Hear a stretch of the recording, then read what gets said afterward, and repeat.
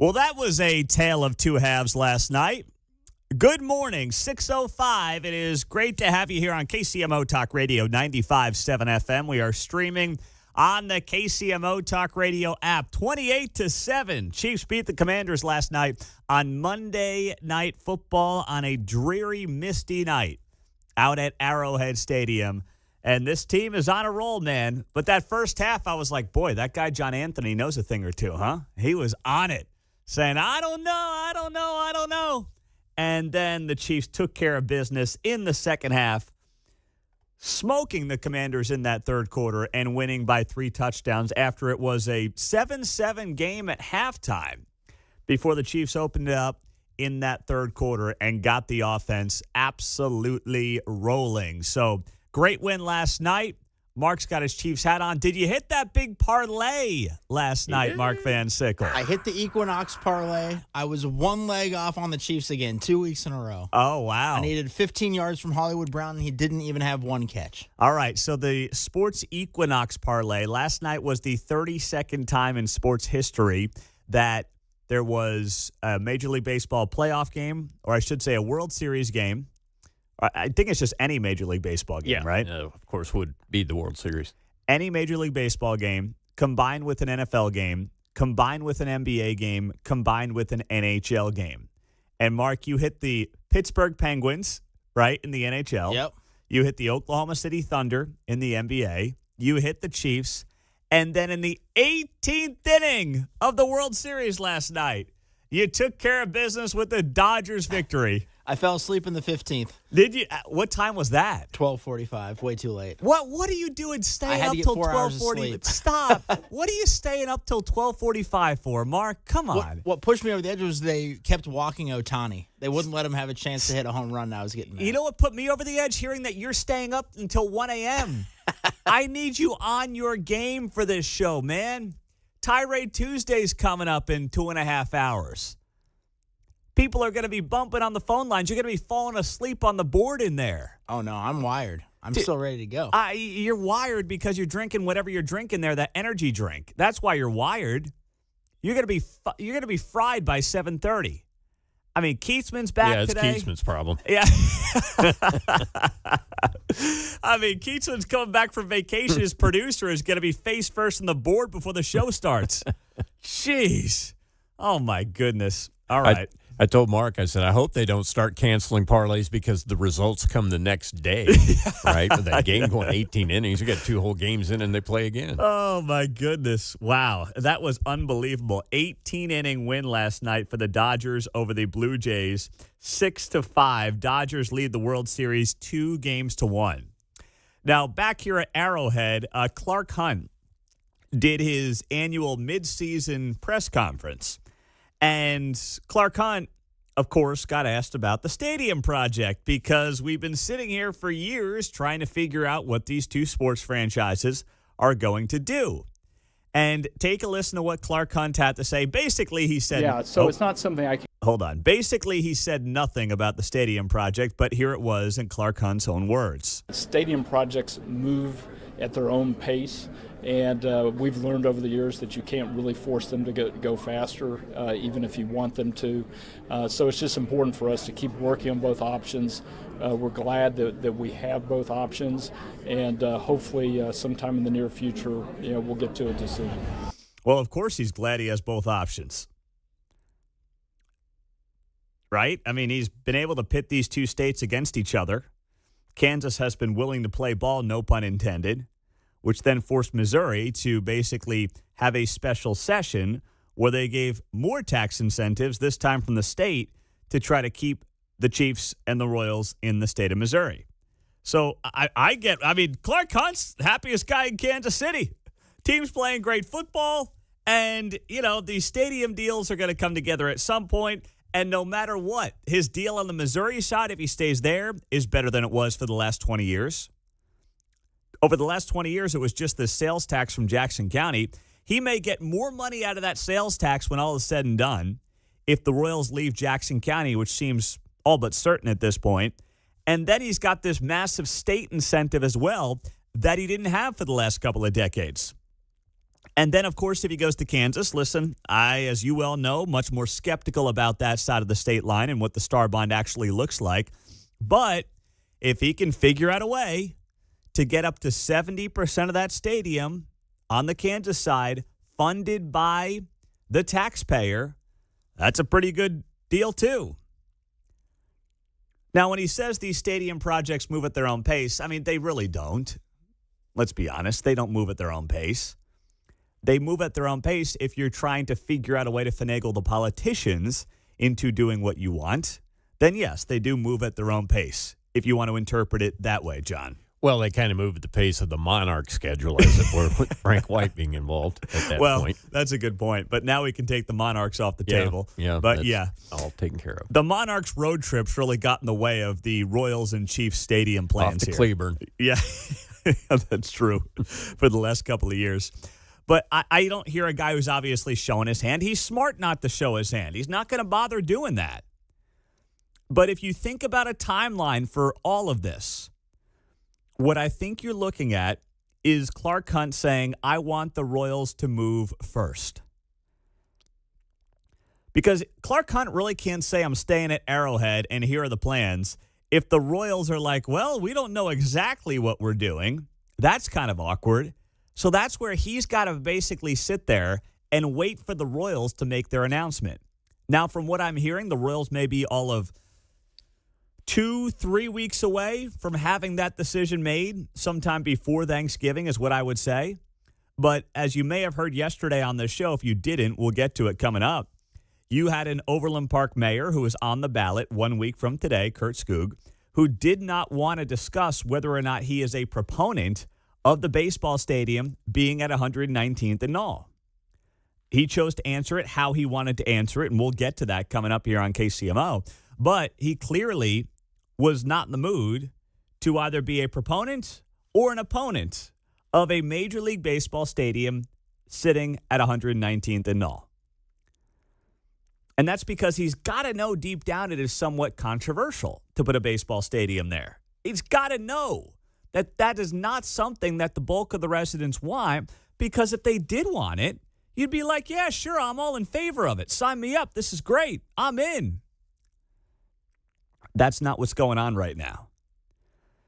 So I appreciate Clark Hunt at least standing in front of the cameras and saying something about the stadium. You're not getting that from the other side of the parking lot right now. No one's making a peep over there. But Clark Hunt at least gets up there and looks at the cameras and, as a result, looks at Kansas City and says, here's what's going on, moving at its own pace, can't force it, and we are still evaluating both options. If I had to sit here and make a prediction today, my prediction would be Royals, and this is not what I want necessarily, although I think it's the best move, and I think it's what's going to happen. Royals go up north Kansas City, and the Chiefs stay where they're at Arrowhead Stadium. Now, why did one local mayor get very upset with me? I thought it was a very simple question. Apparently, it was a little more complicated than that. And if you missed it, we'll play it. And I want to get your feedback at 913-408-7957 coming up next on KCMO.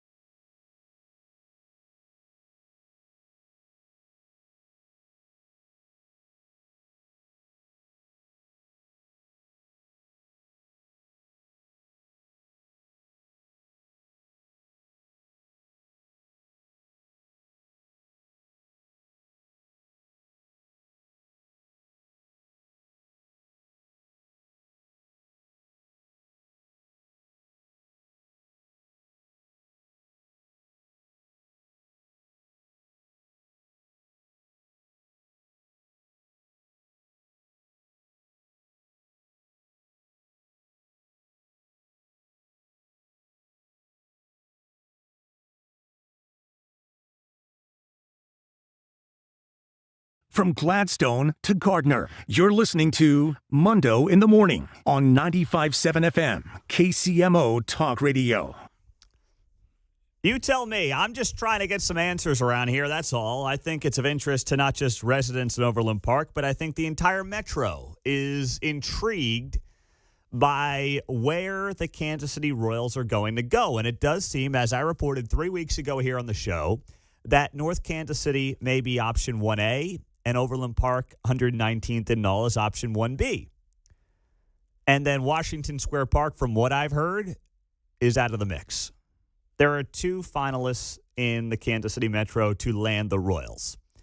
And considering we're a week out from local elections on the Kansas side, I just think it's an interesting thing to ask people. And that was one of the reasons I wanted to welcome on Overland Park Mayor Skoog yesterday, who's running for re-election. And I do believe, as I've said, over the last couple of weeks, he is a heavy favorite to win re-election and to get 4 more years as the Overland Park mayor.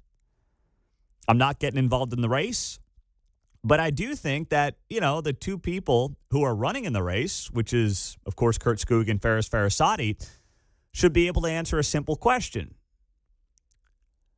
Do you want the Royals in Overland Park? And if so, what does that look like? And why is that good for the residents?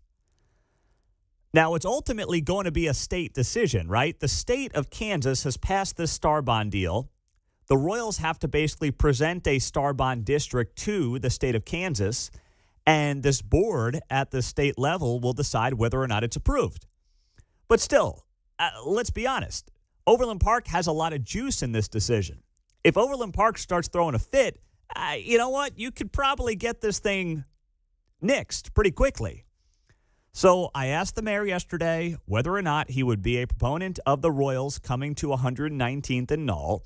And here's what the mayor of Overland Park had to say, and then we'll get to you at 913-408-7957. I know you prefer them downtown, but if the Royals say they want to be in Overland Park, is that something you would try to move forward on, or would you say, I don't think this is the place for them?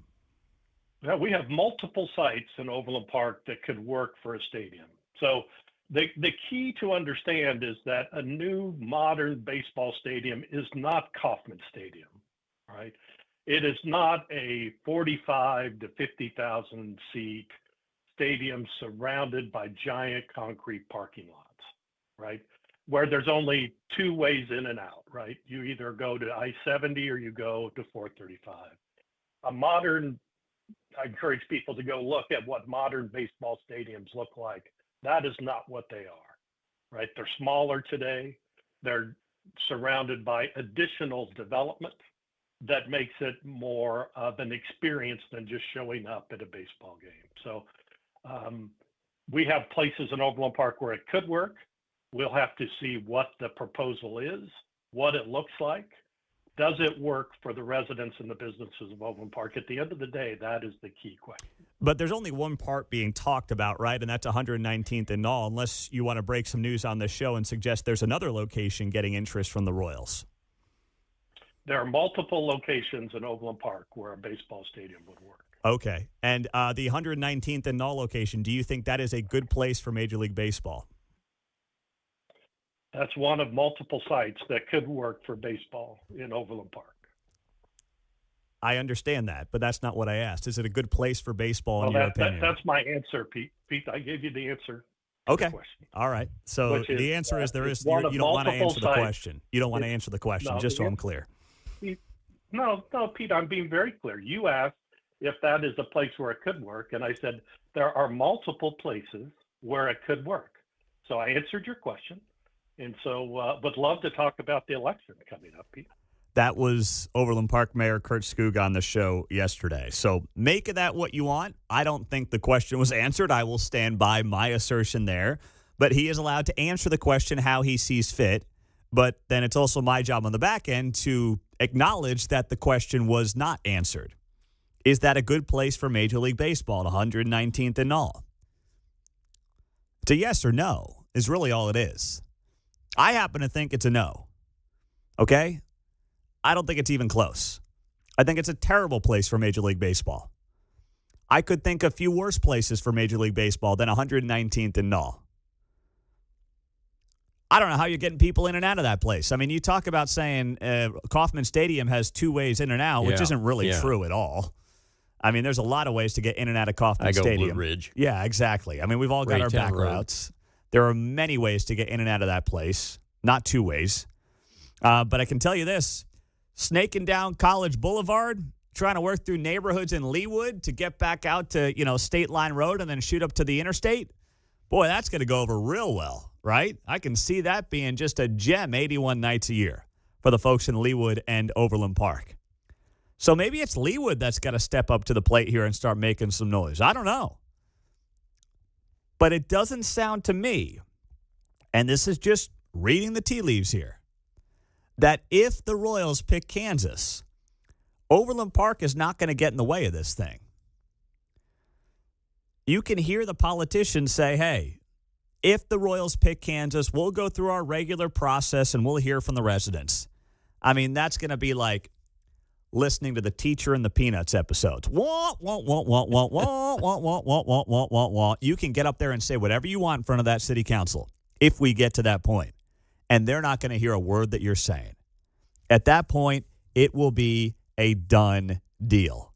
City council's going to go all school board on you. Exactly.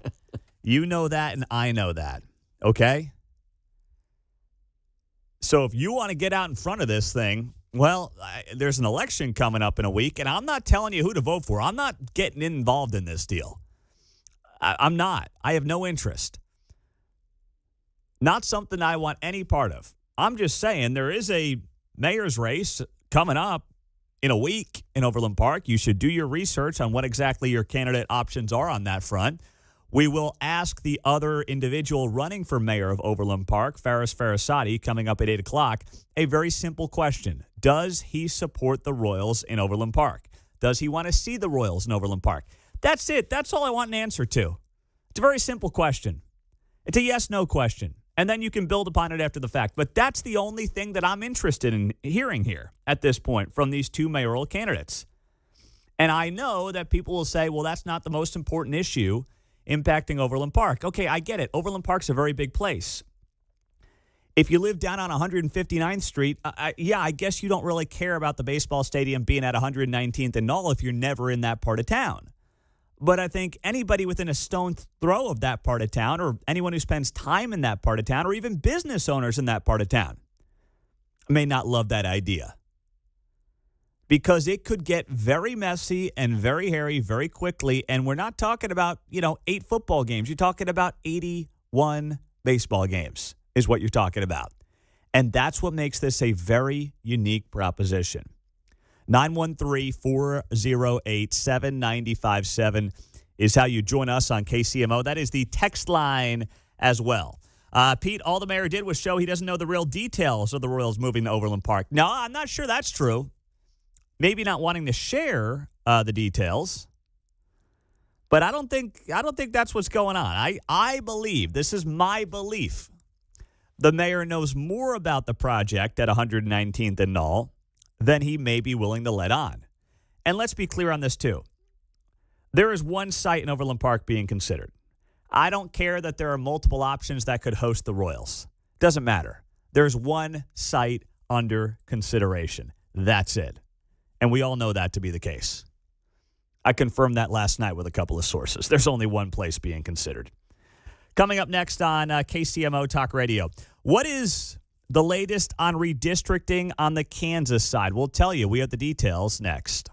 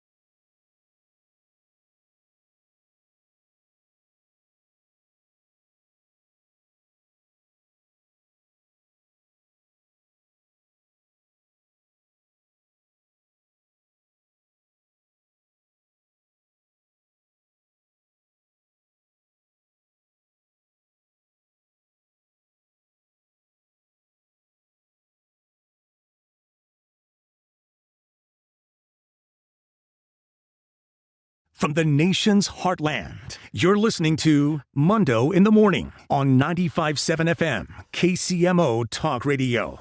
Well, they're getting closer in Kansas. Yesterday, we told you that it didn't look like they had any chance of redistricting the state to try to squeeze out Sharice Davids in the 3rd Congressional District. But yesterday, President Ty Masterson with the Kansas Senate said that they have the Republican signatures needed in the Senate only to call a special session and consider a new congressional district map. Now, the holdup is the House side. So they have the votes they need in the Kansas Senate. What they don't have are the votes they need on the House side. So to complete the requirements in the Kansas Constitution for calling a special session, GOP leaders in the House need to obtain 84 signatures on its petition. In the House, GOP possesses an 88-37 edge over Democrats. And in talking to a couple of people yesterday on the Kansas legislature, they admitted they're surprised by some of the conservative holdouts who are not helping them move the ball forward on this and get redistricting done. But they've got to figure out the way in the next few days to get the votes that they need to then go back to Topeka and redraw the congressional maps. And obviously the goal would then be to squeeze out Sharice Davids and make a much more favorable map in the 3rd Congressional District. She has been obviously owning this district, which is largely Johnson County, since she won back in 2018 over Kevin Yoder. And since then, she keeps building on her margin of victory. So that's where the Republicans are basically trying to do in Kansas what they did in Missouri. And yes, it's gerrymandering. I will be the first one to sit here and admit it is gerrymandering. But when you look at the makeup of places like Massachusetts, New Hampshire, Vermont, New Mexico, California, Illinois, New York, gerrymandering's been going on for 200 years. This is not something that, despite what the Kansas City Star wrote yesterday, they wrote a piece like, Trump started the gerrymandering. It's been going on for 200 years, guys. Stop. I mean, it was an opinion piece in the Star by Joel Mathis that headlined, Kansas GOP blames redistricting on California. No, Trump started the fight. That's his headline. I will readily admit that this is gerrymandering, whether it's Emmanuel Cleaver on the Missouri side or Sharice Davids on the Kansas side. But all Trump did is acknowledge the game that his political opponents have been playing for a very long time and come to the conclusion of, you know what? We should do that. They hate it when that happens. Exactly. That's all this is. Trump just called the game out for what it is. And that's one of those things that whether you love Trump or can't stand him, to his credit, he's able to basically come to the conclusion of, you know what? If it's good for you guys, it's good for our side. And then there are still some Republicans who are like, well, you know, I think we should try to play a little nicer. Well, hold on. Pump the brakes. I agree in a perfect world. Yeah, I agree with you, actually. I wish politics was nicer. I wish it was a nicer sport and a nicer game sometimes. I really do. But you know what? That ship sailed a long time ago. And I agree it's not good for the country. I will readily admit that. It is not good for the country. But please don't sit here and tell me that Trump started all this. And that if only Trump wasn't here, oh, the political climate would be so much better. No, you guys would be getting your way. You'd still be steamrolling the nice guy GOP, the Mitt Romney, the John McCain GOP. Trump's the guy who basically said, you want a bull in the china shop? Well, guess what? Here I am. And there's something to be said for that. Okay? But he's basically playing by the same rules you've been playing by for a long time, and now you don't like it. And please spare me the whole, well, this is mid-cycle redistricting. Basically, the redistricting typically happens after each census every 10 years. And this is now going on, obviously, in the middle of the decade. Well, remember this as well. The last census, and the census has more or less admitted that they screwed up. And don't forget, too, they count bodies. They don't count citizens when they put together these congressional maps. Another flaw in the system that probably should be corrected at some point. So there is a lot that you look at with this process, and you got to say to yourself, it is a flawed process. It has been a screwed up process for 200 years at this point. And you don't have to take just my word for it. Arnold Schwarzenegger said as much on CNN the other day with Jake Tapper. As you acknowledged, this all started because of redistricting in Texas, and this was Trump pushing Republican-controlled states to throw out their current congressional maps so as to cook the books, so that it is less likely for Democrats to retake control of the House during the next year midterms. I mean, is it fair to argue that do you believe that the Republican Party is starting this? No, Jake. There has been gerrymandering going on for 200 years. There is such extreme gerrymandering going on that in a state like Massachusetts, it has like 40% of the people voting for Trump. They have 0 representatives. The Republican Party has 0 representatives sent to the House. Think about that. In New Mexico, if 45% of the people voted for Trump and voted Republican, and 0 is sent to the House, 0 representatives from the Republican Party. So there's gerrymandering, crazy gerrymandering going on all over the country. Arnold! Yeah. I'll be back. He's doing a He good put job. out an exercise record back in the 80s, and he had this thing, and we used the clip. Yeah, squeeze your buttocks. I got to find that. Don't It's say that to classic. Jake Tapper. He might get excited there, man, okay? So don't get Jake going, all right? Jeez. Boom, boom, boom. I'm just saying. But Arnold Schwarzenegger, who's no fan of Trump, calling it like it is. 913-408-7957. Libby, you're on KCMO. What's going on? Hi there, Pete. I recognize that governor's voice. But anyway, do you suppose that the reason they're hesitating in Kansas might be hesitation because of what happened with this Cleaver person when he was ousted? They don't want the NAACP to come down on them? No, I think what it is, it's a good point, Libby. I think what it is there are Republicans in Johnson County who are solid conservatives, but who fear for their own, not their own seat, but their own supermajorities. Because actually, Republicans in Johnson County, in the state Senate and state House, have done a pretty good job in a county where Trump is not popular, separating themselves from Trump, but still being conservative Republicans in the state House and the state Senate. If they go ahead with this, Democrats are going to have a ton of enthusiasm going into 2026.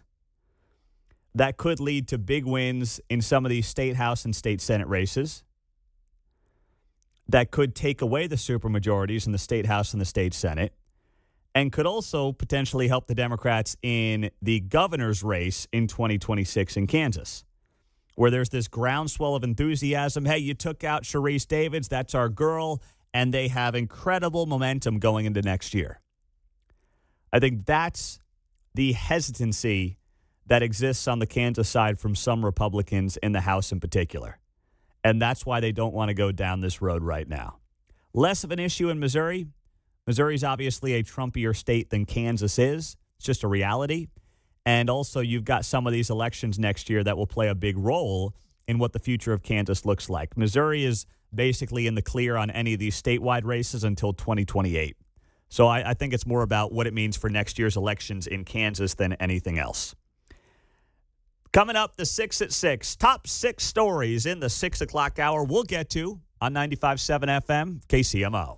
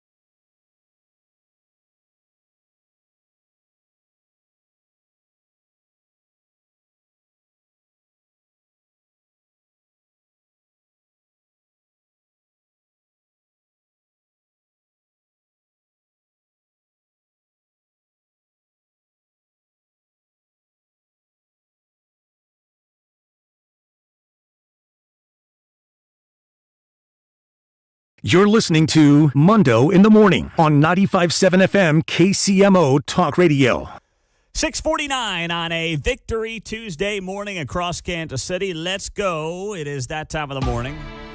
It's time for the 6 at 6 on KCMO Talk Radio.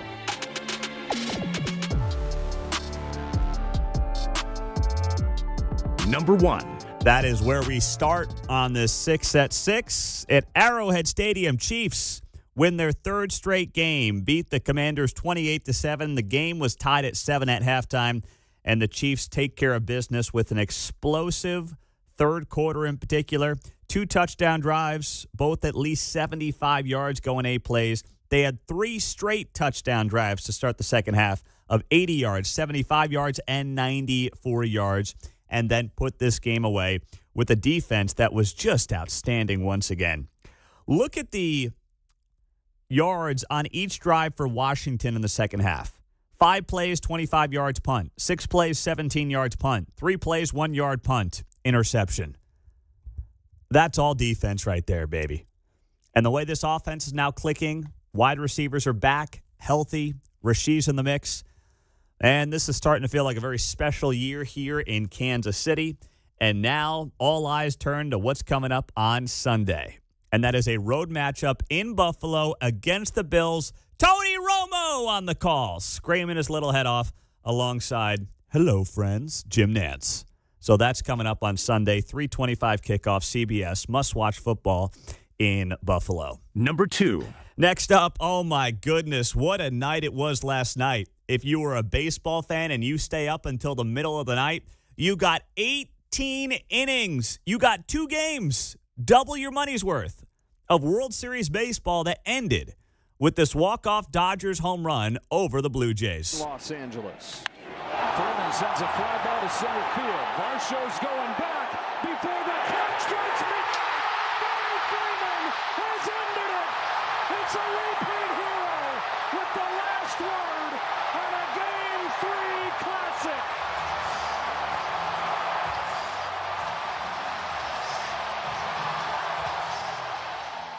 That Joe Davis with the call on Fox. Walk-off home run from Freddie Freeman of the Dodgers in the 18th inning of Game 3 of the World Series. 6-5 Dodgers win. They lead the series 2-1. Freddie Freeman almost hit a walk-off grand slam in the 12th inning. They intentionally walked Ohtani. They intentionally walked Betts to get to him, and it flied out all the way to the wall. Hey, Mark, save your energy, okay? Okay. You were up until 1 a.m. last night trying to hit this parlay. I need you to save your energy. Keatsman show's coming up in 3 hours, man. Take it easy, okay? Oh, yeah. We got this. Oh, my goodness. Mark stayed up till the 15th inning last night. Mark, go to bed. I'm going to start calling you when I go to bed and making sure you're in bed. Okay? It's going to be like my kids. I'm going to do a checkup on Mark and make sure he's closing his eyes. Because I need him at the top of his game here when he shows up in the morning. This is just getting too much, John. I can't do it, man. I can't wonder whether or not the board operator is going to fall asleep on me. Herm Edwards called those my guys on the team. You can only have a few my guys on the team where you got to check them up. And he would say each coach was assigned a guy. Make sure he's home. Make sure he's eating. Make sure I'll have to do that for Mark now. John can at least throw something at the back of my head over here. That's true. That's true. John's sitting behind you so we can wake you up if you need it. Unbelievable stuff. What a game last night. Number 3. Well, let's go back to Kansas City. The Royals have hired longtime Diamondbacks executive Cullen Maxey as their president of business operations. He will start November 10th and oversee all departments except for baseball operations. Now, this is a role that was held by Brooks Sherman. Brooks Sherman has been very involved in figuring out where the Royals are going to play baseball going forward. He's going to become the Royals' president of real estate development, with his focus being the Kansas City's future ballpark and the mixed-use development surrounding it. So this was reported yesterday by the Sports Business Journal. That's a very interesting development. That Brooks Sherman basically leaves his role as the team president outside of baseball and is now going to be focused exclusively on the ballpark and the mixed-use development surrounding it. That would signal to me that my reporting on North Kansas City being in the lead is a correct report. Not that I, would not confirm my own reporting, but if I need something else to make me feel like my sources are right, there's just more work to be done on a North Kansas City location with mixed-use development around it than there is at 119th and Knoll, where basically what you have around there with all the shopping and the restaurants and things like that, that's what you need. You've already got it for the most part. You don't have it in North Kansas City. So that may be taking up a lot of Brooks Sherman's time going forward. So there's my theory on that one, John, through the 6 at 6 on KCMO.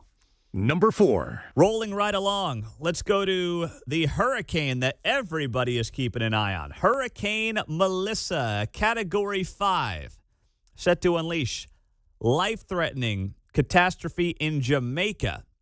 Unbelievable what's going on there. There is a high risk of great loss of life and catastrophic damage that is expected to hit landfall later today. So this is a monster. They're talking about winds up to 175 miles an hour for the better part of, upwards of 24 hours at this point, which is like an EF3 tornado basically sitting on top of your island for hours on end, not just blasting through. So this is a dangerous situation for Jamaica. We got to check on our good friend Kelly Urich. Of course, he used to do the morning show down there at 94.9, and he is now a Jamaican. Well, he's not a Jamaican, but he hangs out in Jamaica. He's got a place there, spends a lot of time in Jamaica. And I keep seeing his Facebook page talking about how he's like in Jamaica, hanging out on the island with his friends. I'm like, dude, I might be getting out of there. Come back to Kansas City, okay? Come on, we'll take you.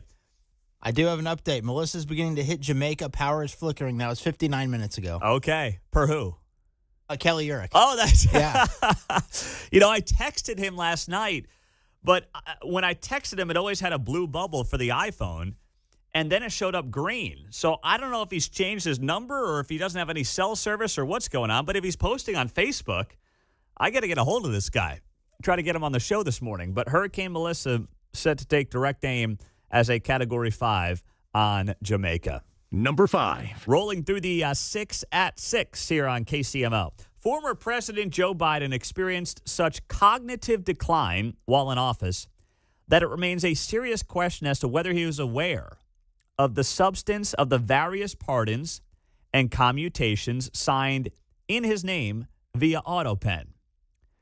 This was the conclusion from the GOP-controlled House Oversight Committee in a letter it sent to Attorney General Pam Bondi, urging her to consider whether that clemency might be invalid and to take action for potential prosecution against some of Joe Biden's top aides.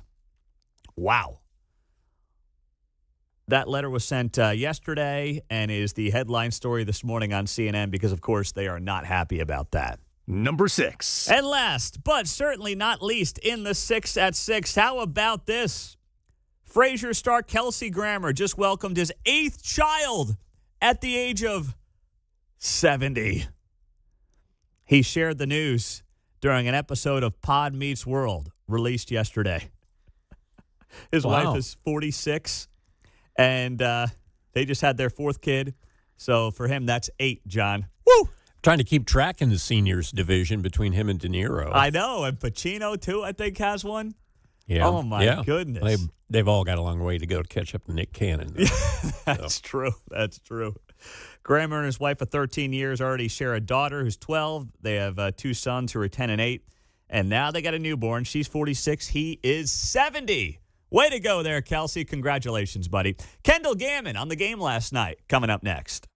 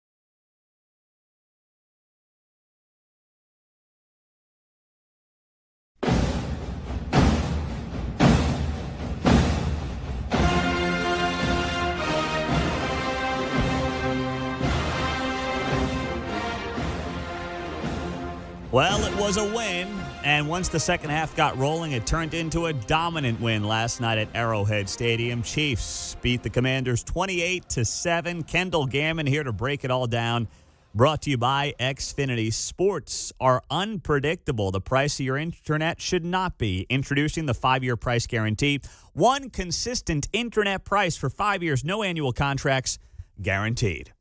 Well, Kendall, what impressed you most about last night in that game at Arrowhead Stadium? You know what? I think it's a little thing, which is things just weren't going well in the first half for the Chiefs. And the fact that they stuck with it. And, Andy said after the game how that first half was kind of weird because you had turnovers and no punts by them, and yet the score was still 0-0 for the longest time. And you know what? I just think the fact that they stayed with it, and I mean, it was kind of, I don't know what you thought, Pete. It was kind of a little bit of an ugly game, but at one point in time, they did score the Chiefs, 4 straight times to put it handily out of reach. Anytime you beat a team by 21 points. But I think a lot of people don't feel great about it. But we didn't talk about it, but you could make the argument that this was a little bit of a trap game considering that they're going to Buffalo this next week. Well, that's exactly what it felt like. But then once they kind of woke up at halftime, it's like not only did they have those 3 straight touchdown drives in the second half, all those drives were at least 75 yards. And the defense in that second half gave up drives of 25 yards, 17 yards, 1 yard, and then they had an interception. So it's like you can't ask for more out of both sides of the ball in that second half. And that's where you got to be encouraged, Kendall, right? Yeah, you're exactly right. I joke about it, though. You can't ask for more unless you're a Chiefs fan and you've been to the last 3 Super Bowls and you're used to, different things. But, I jest about it, but it is. They're playing good football. They're playing as good a football as anybody in the NFL right now. And you mentioned it, those 3 straight drives, and not only how they did it, I mean, what they did, but how they did it, keeping that defense of the Commanders on the field so very long. I mean, a lot of cool things. Kelsey, nice day, 6 receptions, 99 yards. He moves into a tie with Priest Holmes for 83 total touchdowns. And I bring that up because I want to bring up the fact that Mahomes is so aware of everything that he goes down and chases the ball that Kelsey caught because he knows the significance of it and makes sure, as he said, he wanted to make sure that Kelsey had that ball because he had tied the record. And, of course, we'll get it at some point this year. And that just continues. It shouldn't astound me anymore because he's just aware of everything. I don't know if you played, Kendall, with any teammate that was either on the verge of breaking a franchise record or an NFL record or anything like that, but how aware are the guys around that, and how much do you try to bring that up, or do you try not to talk about it? You know what? If we're aware of it generally, and I don't remember, Pete, any specific, but in general, with what's going on, oftentimes we're not really aware of many stats. The press makes us aware, and rightly so, because they're trying to write stories and have storylines and everything. But for the most part, when I've been around guys, they're not aware of it. And I think we do have some history of, Kelsey not being aware of a lot of different records that he's broken, and then being very nonchalant about it. I mean, he appreciates it, and he's trying to do everything he can, but he truly doesn't care, which is impressive. I agree with you there, and that's what's a lot of fun to watch. The respect that Patrick Mahomes seems to – we know he's got it for Travis, but he was even talking about Travis setting the tone for the franchise over the last decade along with Andy Reid. And to me, as much as we talk about Travis and Taylor and that relationship and whether or not he's over the hill, you look on the last 10 years or so, and he really is the heart and soul of this franchise. So how do you deal with a guy that may be in his last year? I mean, he even talked about it after the game with Scott Van Pelt. This may be it. I think most people think it is it. But how do you walk that fine line of knowing one of your stars may be heading out the door after this season and try to make sure that what he brings to the table, not just on the field but off the field, stays as a key component within the franchise? You know what? I think you don't do anything different. If he's good enough to play, he plays. If he's not, he doesn't. Obviously, he is good enough, and he's doing some good things. This is a guy that I don't think is going to try to hang on and be a backup and get a few more checks. He's fine money-wise, obviously. But I don't know. I think you just operate as usual. And I say it all the time when I speak, which is, be in the moment, be here, be where your feet are. Yeah, you do have to pay attention to where you've come from and where you're going. But the only thing you can really control is the here and now. And I think that's what he's doing. If you look at this team right now, they are 5-3, Kendall, and I think most people would say, hey, if they win that game in Jacksonville, which they had every opportunity to, they're 6-2. That 2-game losing streak to start the season's a distant memory, but they're still, one game back of Denver at this point, going to Buffalo this weekend. When you think about this first half of the season, which is more or less over at this point with 17 games, how would you evaluate the Chiefs, the first half of the season, and if you had to give it a grade, what would it be? Certainly not an A because of the rocky start and some of the things that they've lost when they had a chance to win. I'm going to go like a B-. I mean, it's above average. It's not great. It's not as good as they can do. They decided a few times to quote unquote, not do their homework, and they lost those games. I say that. I'm talking about myself in high school. But all the same, when it comes down to it, I'd say a B-. But right now they're playing, in above an A level, not A plus, because nothing's perfect. But they're playing, like I said earlier, as well as anybody in the NFL. This 3-game stretch at Buffalo, at Denver, who's in first place, home to the Colts. What would you sign up for over that 3-game stretch, Kendall, to feel good about it? Yeah, I think if you're 2-1, you feel good about it. You certainly can't go 0-3. That would be a debacle. But I think it's 2-1. But I think we also have the ability to go 3-0 because of just who the Chiefs are. The only people that I think are going to stop the Chiefs is themselves because they have the talent on both sides of the ball. And so this will be a good test for them, no doubt. And who concerns you more right now in the AFC West? The Broncos, who are in first place, or the Chargers, who are tied with the Chiefs at 5-3, 1 game back of the AFC West? I think it's probably the Broncos. I think they're playing well. But I don't know. They've got a good defense, a good young quarterback.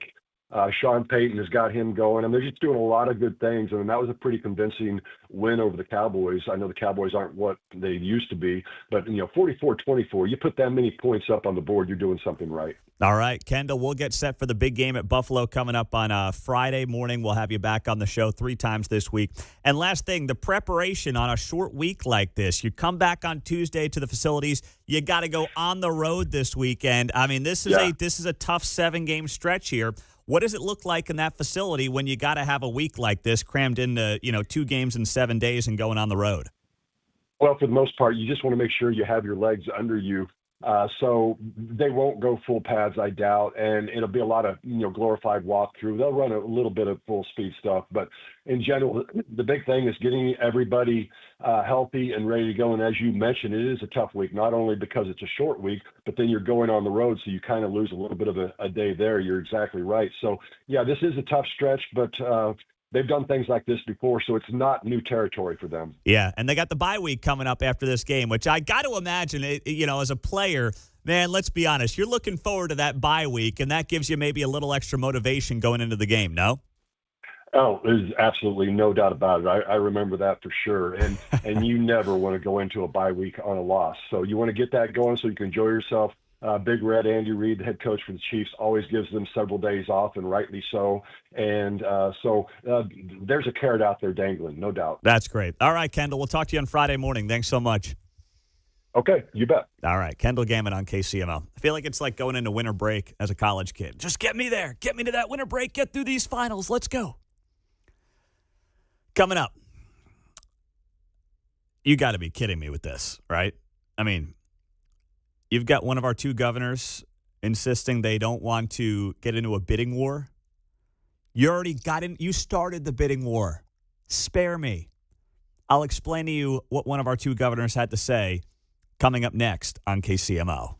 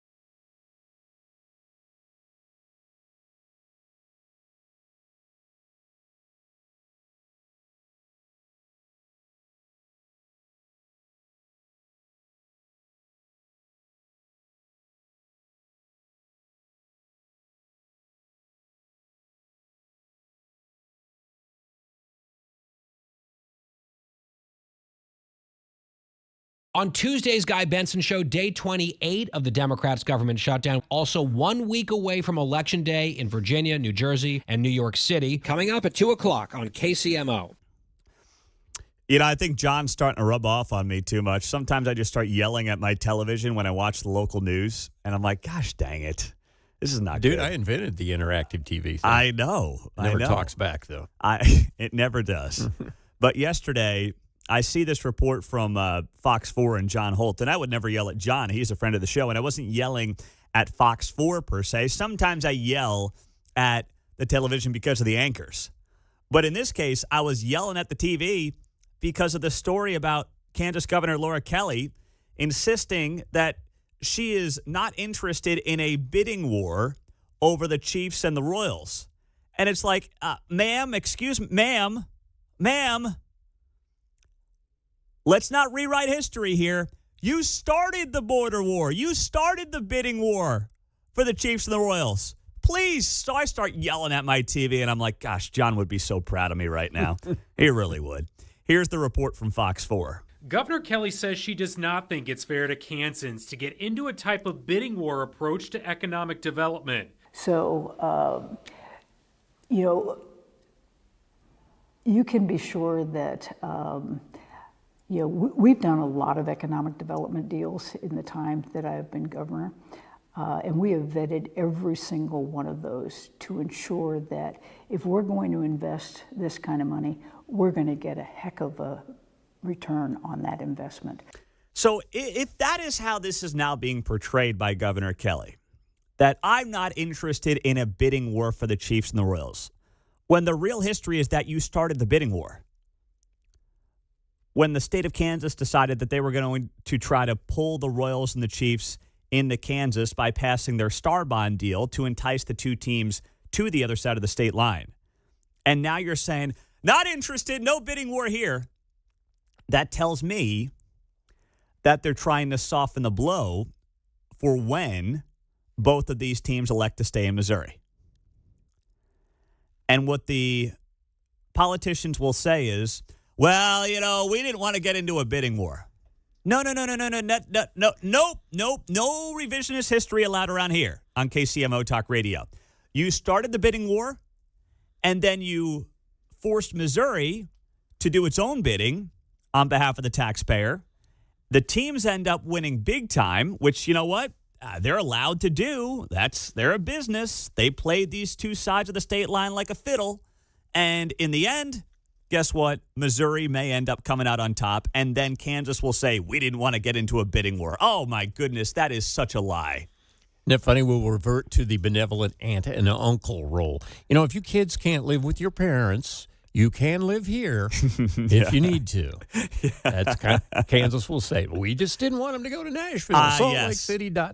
We were just trying to protect them from Austin, Texas. Sure. Oh, stop. All right, you made a play. It may not be cutting in your favor. And now you're going to do the whole, no bidding war here. We're looking out for the little guy. No, if you were looking out for the little guy, you wouldn't have gone down this road to begin with, guys, because both sides end up losing here.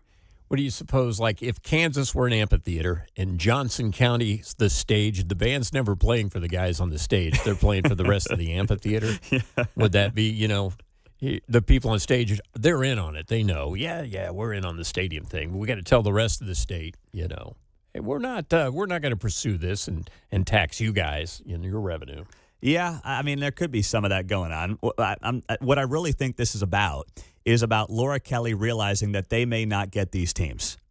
And now the out for the state of Kansas is going to be, we're not getting into a bidding war. When you started it, okay? That's what this is ultimately all about. And to hear Laura Kelly go out there and say to Fox 4, we make sure that any economic development deal like this, we take very seriously. We comb through all the data. We make sure that it's a good deal for the folks. Well, then why have star bonds failed? If everything is on the up and up, why have they failed many times? Why? The Panasonic deal in DeSoto already is coming in below expectations. That deal is already being scaled back in many respects. Why? Well, because the EV market is not as robust as it was a couple of years ago when this was sold as the greatest thing that ever happened to the state of Kansas. The subsidies for EVs have gone out the window courtesy of the Trump administration. People are realizing they don't really want these cars unless they're incentivized by the government to buy them. So that project is already seeing a scaling back. So when I look at the two sports teams and I hear the governor say, no bidding wars here, I'm like, what planet are you living on? You started the whole thing. You got the whole border war and the bidding war started. That's and the the people spirit. getting the last laugh are the owners themselves. It's John Sherman. It's Clark Hunt. And Clark Hunt addressed some of this yesterday before the Chiefs played the Commanders when he said this. Stadium projects move at their own pace, and we've learned over the years that you can't really force them to go faster, even if you want them to. So it's just important for us to keep working on both options. We're glad that we have both options, and hopefully sometime in the near future, we'll get to a decision. I don't blame Clark Hunt one bit. I don't blame him. I really don't. But when he says we're glad we have both options, no kidding you are. If you stay at Arrowhead, suddenly you have this big incentive from the state that you didn't have the last 20 years. And if you go to Kansas, you may have up to 70% of the stadium funded by additional revenues courtesy of the taxpayer. So no kidding. If you're Clark Hunt, you're living good right now. Yeah, you're glad you've got both options because the state of Kansas started the bidding war. And for Laura Kelly to try to rewrite history in this clip to Fox 4 and be like, we're not going to get into a bidding war, spare me, please.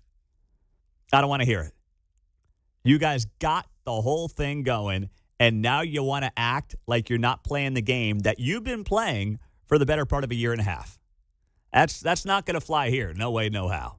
For those of us that know how the process is played out. And it sounds to me like a state that is setting itself up to basically realize they got played and now make it look like they didn't get played.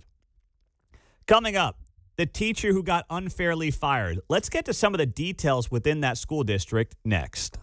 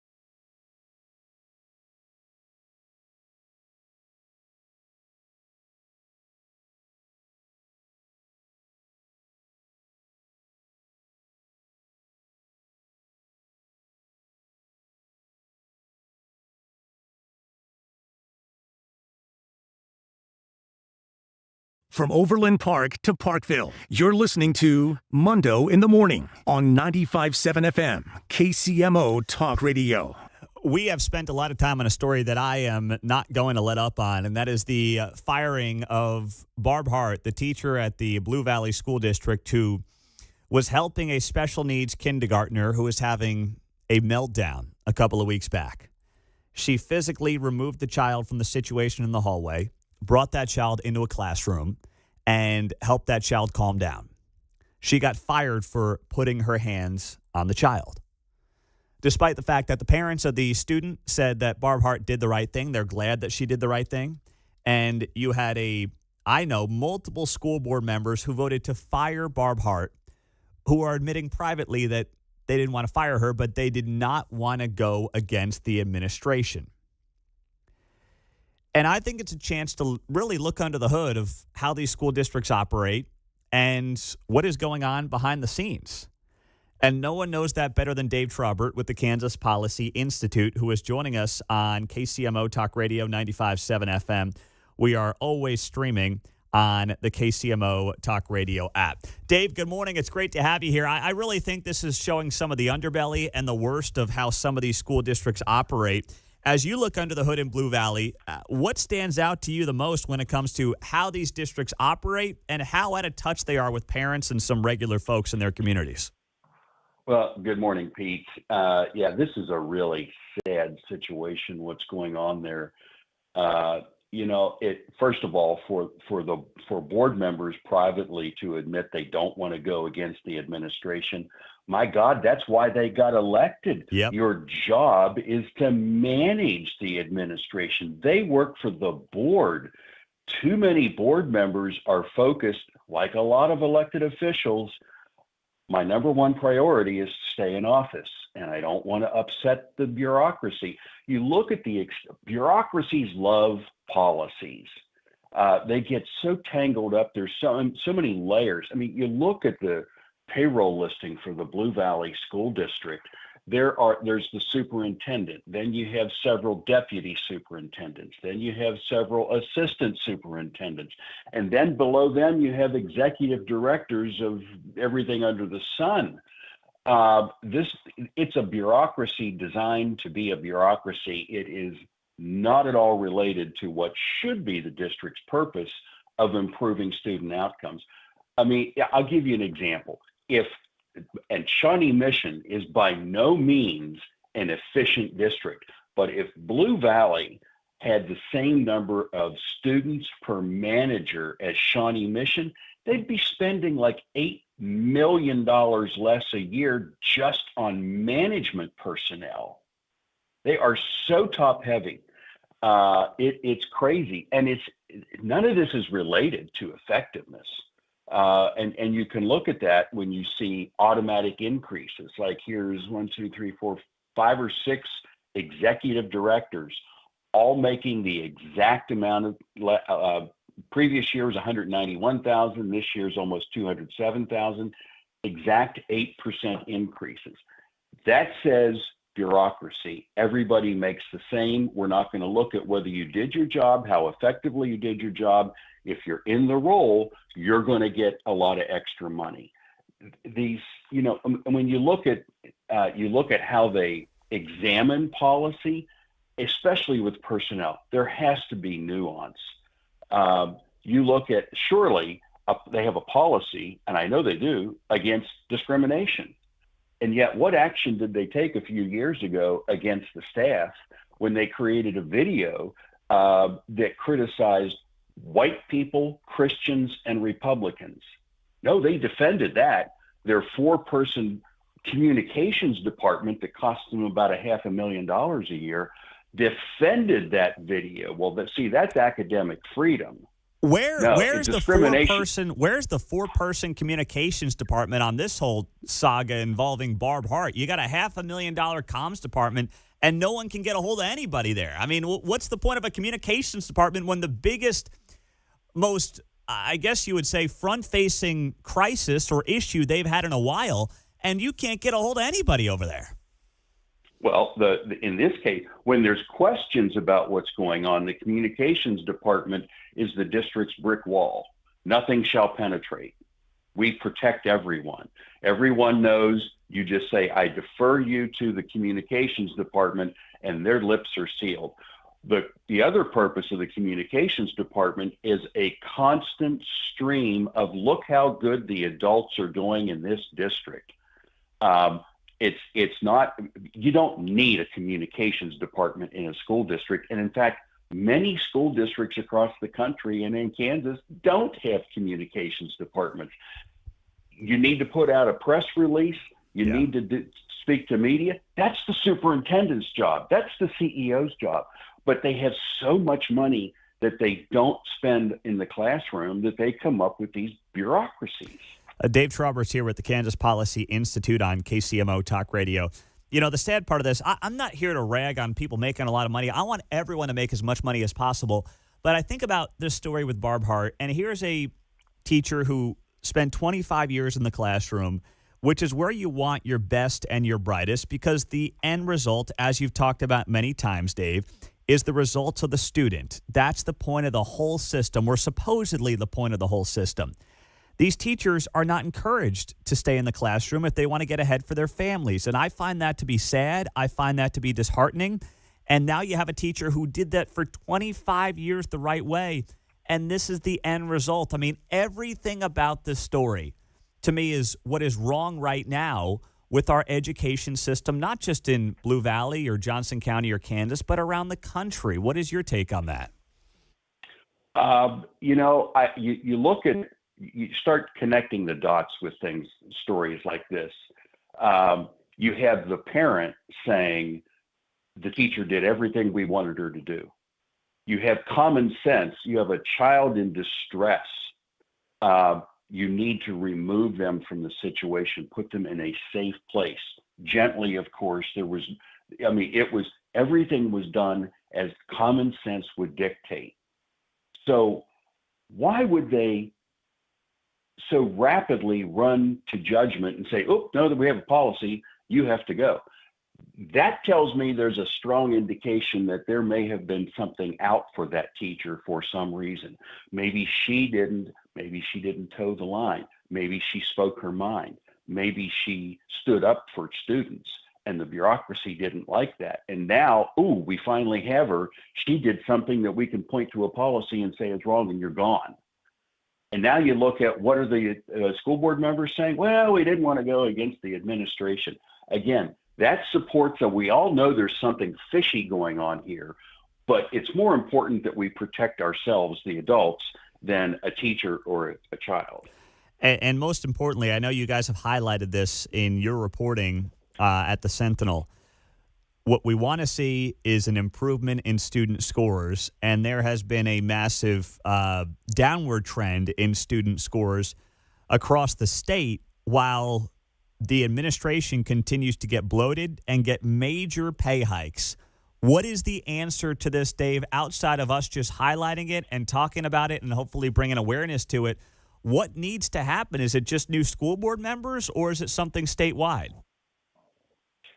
It's something, certainly new school board members would help, but the bureaucracy steps in and tries to make sure that they get compliant school board members who will do what they're told. So and it starts from the very top. The State School Board Association, in order to be accredited, they say you have to follow state laws.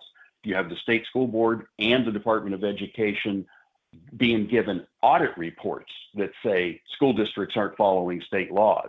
And what does the State School Board say? Well, these laws don't really count. We don't consider that to be an applicable law. You have at the very top, the education administration is about the education administration. And the only way that is going to change is for the legislature to step in and say, okay, we're going to force you to enforce your policies of you got to follow laws. If you don't follow laws, then we will mandate that you will lose your accreditation. That gets school boards' attention because they don't want to be embarrassed. Yeah. It doesn't cost them any money, but they would be embarrassed. Like, I have to tell a parent we lost our accreditation because we refuse to follow a law. Well, I might get unelected, so I guess we better follow the law. We're going to have the legislature step up and do that.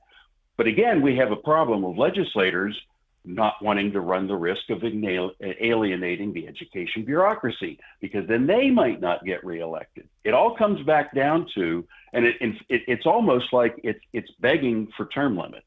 Yeah, for everybody. That's a great point. That is a really good point. Well, Dave, we appreciate the insight as always, and I'll tell you what, you got an administrator in Dodge City making $264,000 a year. That's like making $500,000 in Johnson County, man. That is the only thing better than being an administrator, it seems like, is being a college football coach, where you get fired and get $50 million out the door. Man, this is a heck of a gig. So good stuff. Yeah, I know. We just published this stuff. It's at kansasopengov.org, where you can go see these district payrolls. I mean, it's just, I'll give you one last example, parting fit. Money is supposed to be used to educate kids. Kansas City, Kansas has 35 custodians making more than $75,000. They have 6 pipe fitters, 3 plumbers, 2 electricians, all making over $100,000. What do teachers make? Not that much. Yeah. Where's your priorities, school board? Yeah, that is so true, man. I mean, these teachers, boy, they're doing the real work that we want them to do, and they're getting the short end on this whole thing. Dave, great insight. Absolutely outstanding. Thank you so much for the time. Thanks, Pete. You bet. Dave Trabert, Kansas Policy Institute. And Mark, I got that link in there. We'll share that on the KCMO Talk Radio Facebook page. You can see the numbers there, and the KCMO Talk Radio X account as well. It's really all about getting the money into the hands of the teachers. That's what I want, because they're the ones teaching the kids, and that's really what this is all about, right? Or supposed to be all about. At 8 o'clock, I have a very simple question for a guy who wants to be the next mayor of Overland Park. Do you support the Royals in Overland Park? It's not a complicated question. It is a yes-no question. And after a little dust-up yesterday with the current mayor, Kurt Skoog, I will ask that of his opponent coming up at 8:05 on KCMO. But next, what if I told you a local representative recorded a minute-long video and there were 8 jump cuts in it? What would you make of it? We'll play it next.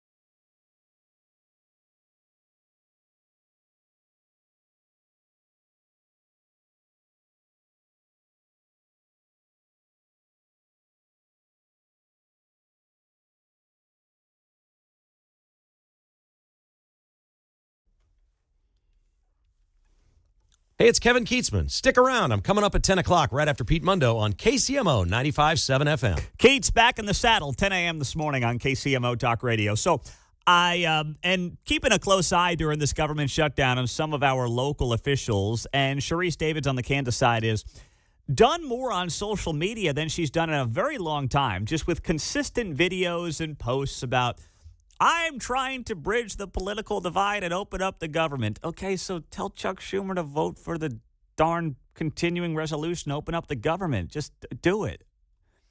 You can't play this middle-of-the-road game if you're Sharice Davids when the reality is your party in the Senate, not in the House, but in the Senate, is basically holding the whole thing up. You just can't do it.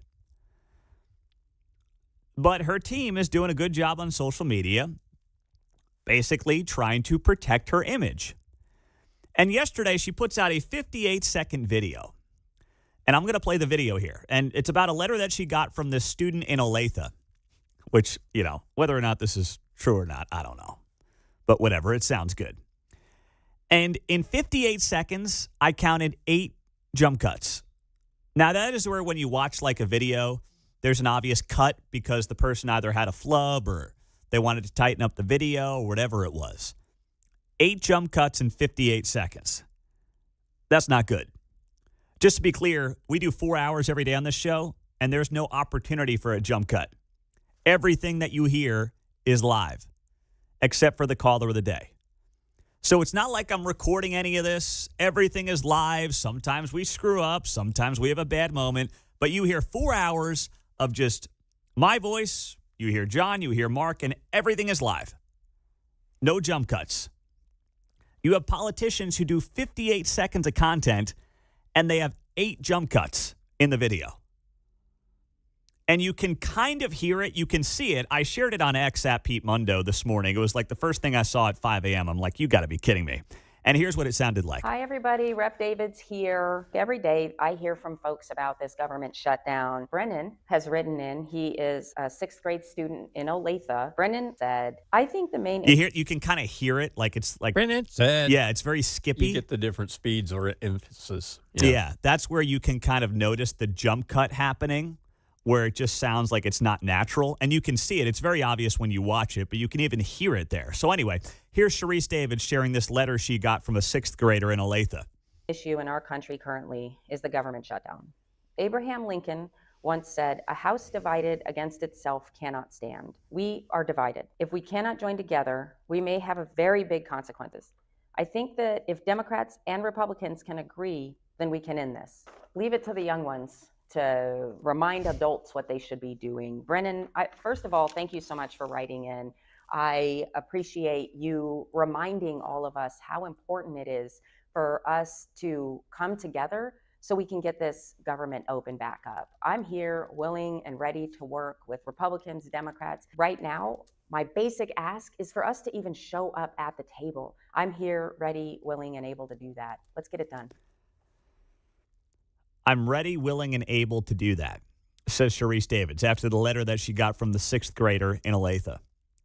So do it. So go to Chuck Schumer's office today and tell him that on behalf of the 3rd District voter in Kansas, you want the Senate to vote on the continuing resolution, which all it does is keep the government funding at the same level it's been at for the last several months. And you want him to do that today. There have been 13 votes on this. Republicans can't pass it themselves. They need 60 votes in the Senate. They've only got, 52, 53. They need a handful of Democrats to join them, and they can't get them to do it, John. So go to Chuck Schumer's office, Sharice, and tell him to open up the government.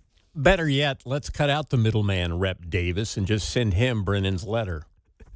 How about that? That's great. Did you call her Rep. Davis on purpose? Yeah. I like that. Good job, Rep. Davis. Oh, my gosh. I'm just sitting here and I'm saying to myself, this is all a dog and pony show for people that aren't paying attention on social media. To see the Sharice Davids video and be like, yeah, you tell him, 6th grader. Sharice, you're doing a great job. It's like there's nothing really for her to do. But this notion of I'm just trying to bridge the divide. I'm just trying to bring people together. No, I mean, unless you're calling out your own side right now, you're not interested in that. because that's what it's going to take to open up the government. Maybe her and the governor got a 2-for-1 on the advisement deal there, right? They may be using the Play same the political middle. advisor. Yeah. Play the middle. Oh, my goodness. Well, coming up, I am going to ask our next guest a very simple question. If he is the next mayor of Overland Park, does he believe the Royals are a good fit? That's it. It's a yes-no question. I asked the current mayor yesterday this question. It was not a simple answer, so I'll ask the other guy next.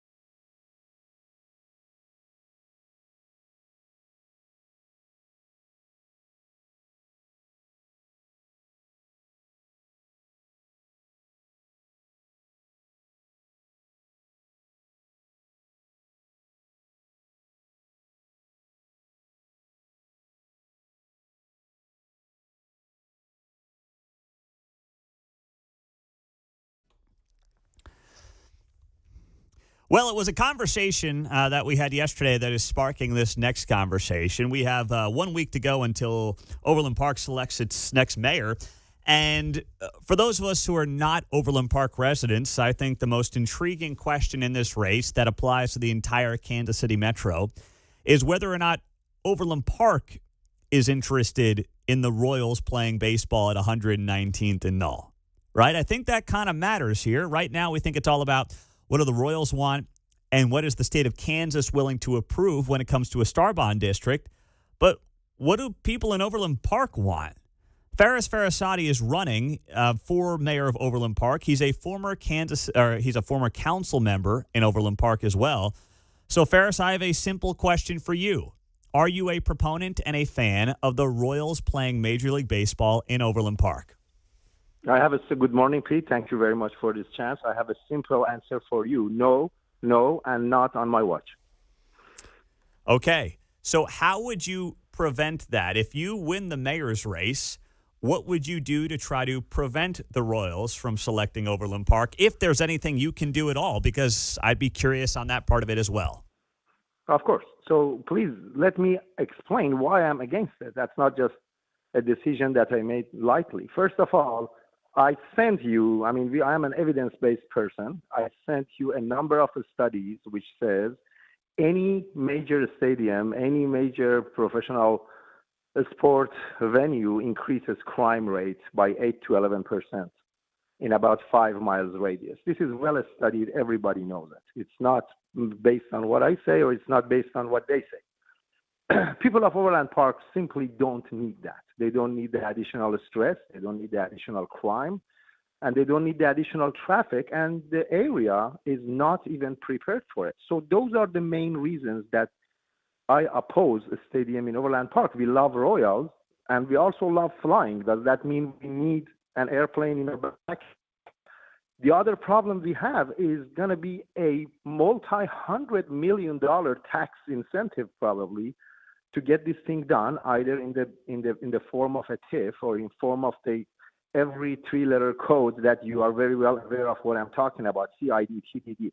And all of these is going to come on the back of people of Overland Park or people of the state of Kansas for a private venue. Well, hold on. Let me just ask you this, because yes. what proponents will say is that the Star Bonds do not increase the sales tax rate for anybody. It just takes the additional sales tax revenue that come from the project, and you get used to pay off the bond. Right. So, I'm just saying that's what proponents would say, and I would say that's a fair interpretation. But why do you disagree with that assessment? So in the words of former council member Scott Hamblin, next time you got a paycheck, tear it apart, throw it out, and go home and tell your wife, "Oh, that's the money that we never had." See how is that going to work out for you? We collect taxes on our fiduciary duty in the government to put it back in the pocket of people and to use it for public amenities. Any loss of revenue is a loss of revenue. That's just the word around this. You have a city named Overland Park, which is over $300 million in debt for residential street improvement.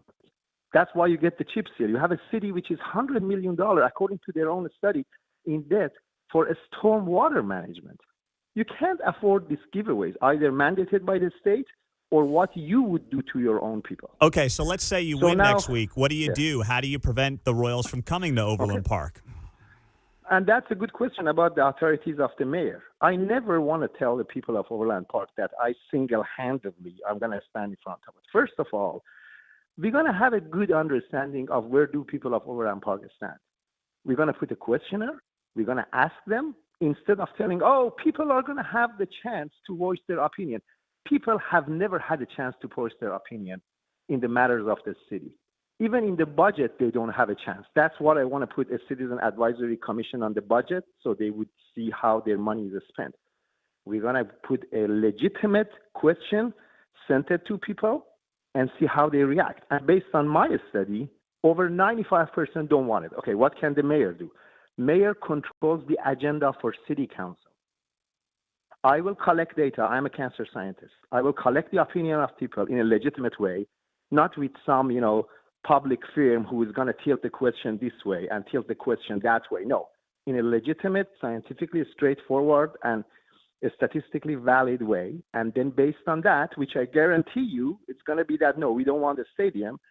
I control the agenda for the city council. So I will bring the agenda up to reject that project.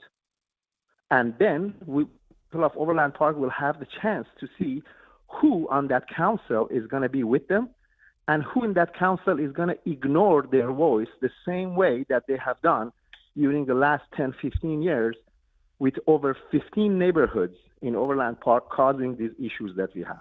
So do you think then that when you say you're against the Royals coming to Overland Park, is it more about the safety and the traffic, or is it more about the way the tax structure works around the star bonds, or is it both? The number one is safe, because we in the government are in charge of quality of life for people. That's why anybody should be in government. Increase the quality of, not even keep it a city, increase the quality of life of the people. What I have heard from people is that their number one concern is safety, traffic, crime. But on the back of that, because, you know, that's what is in the face of the people every day. 86 nights a year, 25,000 people driving to Asperia and back. Can you imagine that? 11% increase in burglary, theft, violent crimes. They don't want that. But there is a backstory to it, which a lot of money is going to go out of their pocket, and they don't like that. So the number one issue they have is what is going to affect their daily life. The number two issue they have, and it's on social media all over the place, that, oh my God, how much is this going to cost me now when I am facing with all these raising costs? When my property taxes goes up 50% every 4 years and 6 months. In the last 7 years, the property taxes have gone up 70%. I am amazed that my opponent says, oh, the rate is the same. Of course, the devil is in the details. The rate is the same, but city keeps collecting extra property tax and taking it out of your paycheck, essentially. Yeah. We have the tools given to us by a state called revenue neutrality.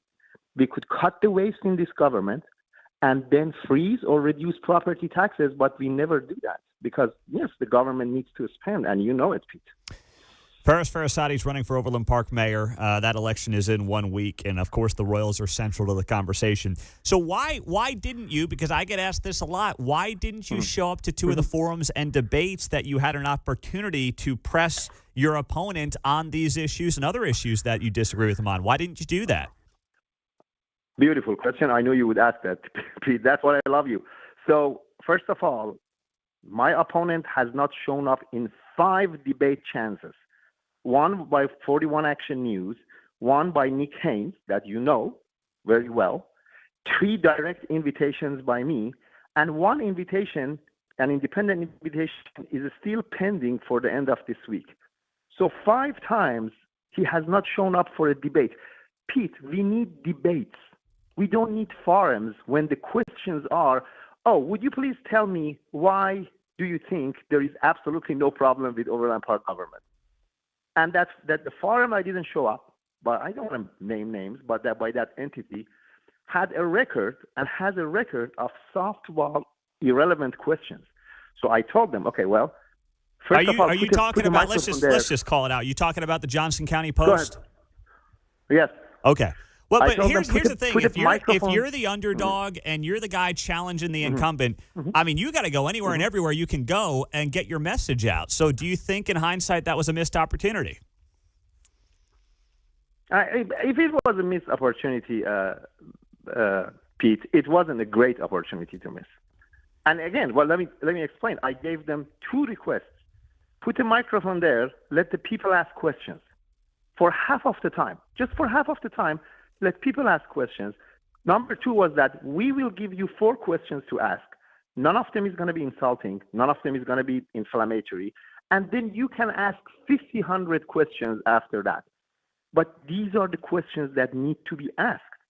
And they, in my opinion, as much as they are good people, they are doing their job, they have a track record of asking irrelevant questions, which is almost act like an extension of the PR department of the city. Yeah.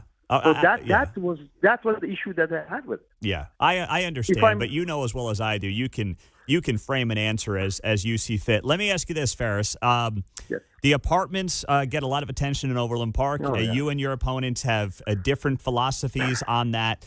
If you're the mayor, what is the future for the apartment industry in Overland Park? Okay.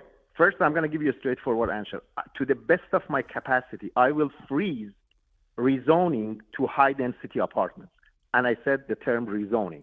If somebody buys a parcel and has zoning for apartments, go for it. No problem. But don't come to me and ask to rezone a golf course, to rezone a single-family neighborhood to 400 apartments on the top of 24 hours of storage units, number one. He can't do it because he's funded by the developers. Over half of the money in his account, in his gigantic campaign account, is coming from developers. There are developers who have got significant amount of tax incentives and now donating a lot of money to his campaign. He can't do that. If there is a conflict of interest, if there is one problem with this government, is the conflict of interest, which then embodies itself in the voice of people being ignored. 13 neighborhoods are on my website. I have fought with them tooth and nail to keep a life-ruining project of going to those neighborhoods. In each and every one of those cases, my opponent voted against the neighborhood, including the one that he was representing. He didn't even show up for them, Ranch Mart South. This is where we are. Nobody is trying to say Overland Park is a bad city. We love it.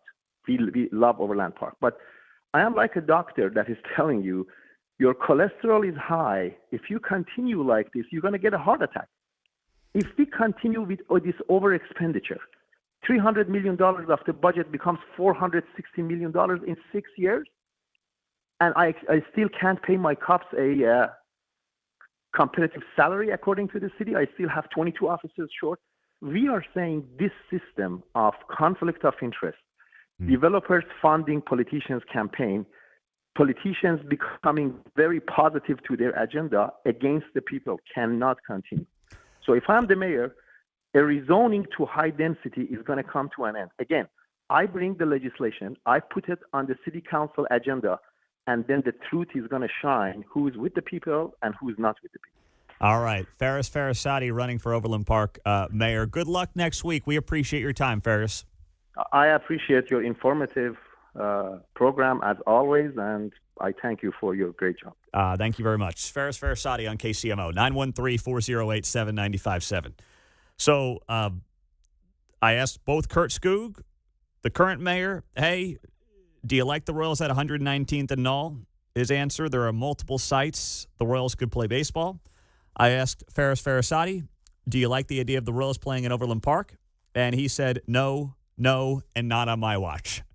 Do with that information what you want ahead of next week and let the chips fall where they may. No relation to Chip Seal. 913-408-7957. Tirade Tuesday is coming up at the bottom of the hour. Where are we at with this conspiracy coming out of last night at Arrowhead? Next.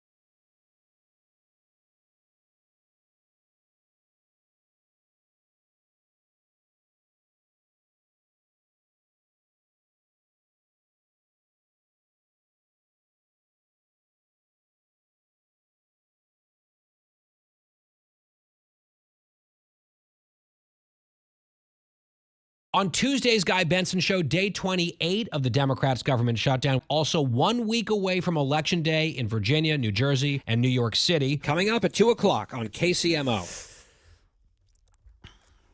Well, even I didn't like it last night when there was this virtual measurement between the Chiefs and the Commanders. Mm-hmm. I was like, the chains would have been faster, guys. Exactly. Oh, It was a joke. So last night, must have been the first quarter, Commanders facing a 4th and 6 from the Chiefs' 40-yard line when Marcus Mariota threw a pass to tight end Zach Ertz. The Chiefs tackle Ertz right at the first down line, so the officials went to a virtual measurement. It's this Hawkeye technology that was put in place this season in response to the Bills' AFC Championship loss to the Chiefs last year. So at the time, football fans are saying that the officials helped the Chiefs on the 4th down play. So now they've got this virtual ability to do a measurement on a first down. And it turned out last night that the Commanders were officially 5 inches short of this first down. And I'm not one to dive into a conspiracy theory around the NFL, although this NBA gambling scandal has got me thinking twice about that. I'm like, this took way too long. They went to a commercial break. They came back, and they still didn't have the answer. That was my whole point. It's going to be stupid crap that takes too long. Just run the guys out with a chain. It's worked since 1900. Yeah. I'm with you, John. You keep rubbing off on me. I don't know if that's good or bad, but you keep rubbing off on me with this stuff. I'm like, you guys took a break, and you come back, and you still don't have a measurement on the virtual first down. I'm all for pushing boundaries, but there's a point of no return or diminishing returns, and this is it. Yes. Sure, the technology's great, and what do we got to do now? Appeal to NOAA? Exactly. Weather radar and everything. Shoot the Russian defense. Air defense probably could have spotted the ball tighter than the NFL. Man, I'm so with you, man, because I'm watching this, and honestly, at least with the chains, you get to see it for yourself. At a time in history when people are questioning the professional sports around them and what's real and what's not, to have the virtual measurement, I don't think is a good look for the NFL. At least with the change, you get the two guys out there, and it's like, all right, 4 inches short. Let's go. 4th down, baby. Yeah, and now the ushers have the extra responsibility. Every time a player puts a ball into the stands, they got to run down there and get the chipped ball back. And so now the kid doesn't have the ball that Rice handed to him. A reasonable facsimile. Right? Oh, I'm with you. Mark, are you a fan of this, or are you going to sit this one out, man? I don't mind it, but yeah, it is kind of annoying when it should be faster, I think. The whole point of it is to theoretically speed up the game. Yeah. Go to the computer. All right, 5 inches short. Well, the ball should be tracked every second. Well, that's true as well. I agree with you. I couldn't believe it last night. I'm like, okay, the whole point of this is to theoretically speed up the game. Instead, what we've done is we've taken a commercial break. We come back. Buck and Aikman still don't know what's going on last night at Arrowhead Stadium, and we're still trying to figure out where the ball needs to be placed. And then you get conspiracy theories on social media. Of course, the Chiefs got the benefit of the doubt from the virtual first down marker. I saw the refs and the Chiefs hacked the virtual marker. Oh, no. Oh, no. Oh, no. I didn't see that. That's getting deep. That would make Tucker Carlson proud on a good conspiracy theory. My goodness. You see he had that wacko Nazi guy, Nick Fuentes, on his show? Holy smokes.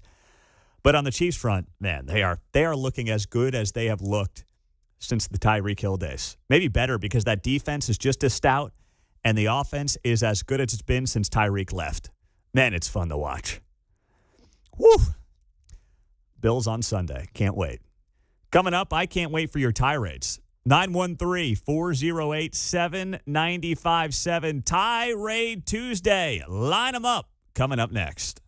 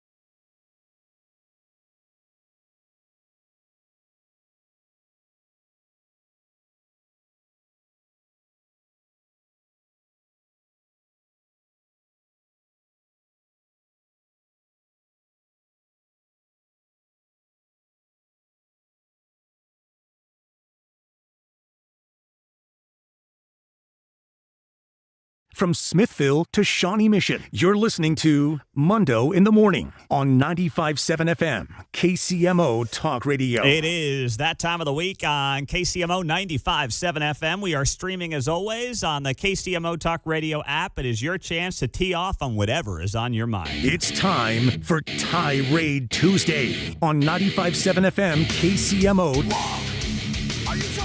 How dare you?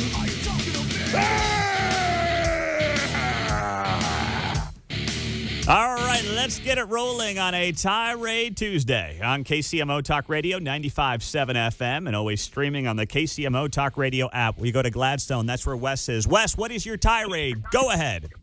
Yeah, good luck by the NFL trying to improve the game with that electronic spotting or whatever it's called, because the play ends, right? And the referee goes up, digs through the pile, gets the ball, then they spot it, right? And then they turn on that system, right?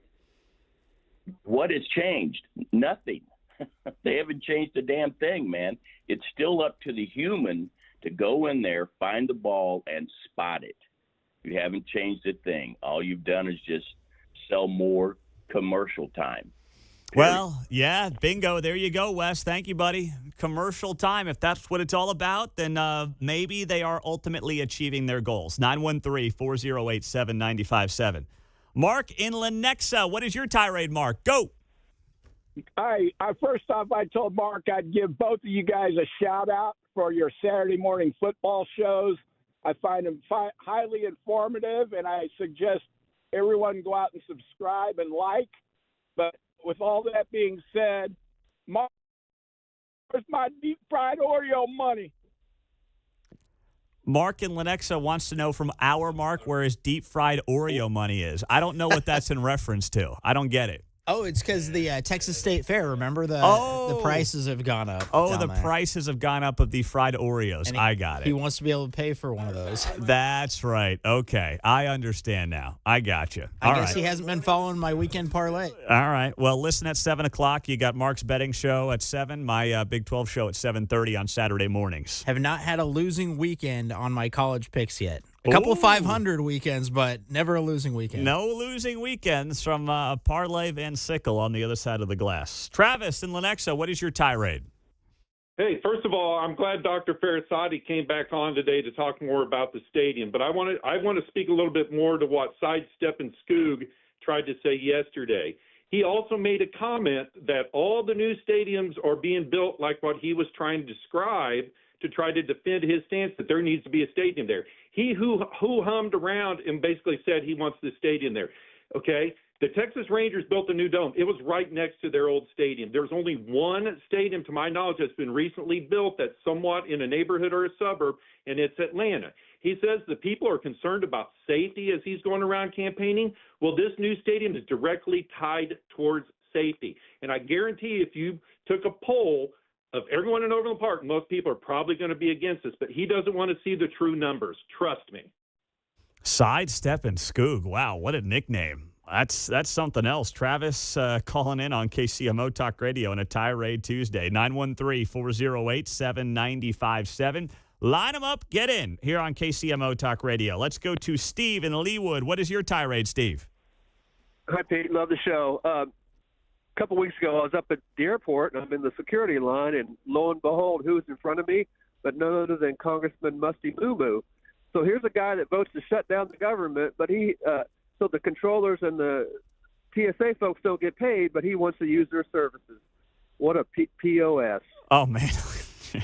Did you talk to Musty Moo Moo, Emmanuel Cleaver? No, I couldn't. I had to bite my tongue the whole time. All right. Well, you did the right thing. If you can't say anything nice, don't say anything at all, right? You got it. All right. There you go. Stephen Leawood. You muster moo moo moo. All right. 913-408-7957. Tirade Tuesday continues on KCMO Talk Radio. Victor in Parkville, go. What is your tirade? Good morning, Pete. My problem, my tirade, is with all those people who are blaming President Trump for the government shutdown. Last time I checked, he wasn't a senator. There's this funny thing called separation of powers. Educate yourself, people. Take a civics class. There you go. Thank you very much there, Victor in Parkville on KCMO Talk Radio. 913-408-7957. Still time for you on a Tirade Tuesday. Mike and Shawnee, go. My tirade is people who do not know how to navigate roundabouts. It's bad enough that we have to deal with them, but so many people treat them like they're stop signs instead of yields. They look to the right when they don't have to only look to the left. It's crazy. That's pretty good, Mike. You're right about that, too. I'm with Mike on that one.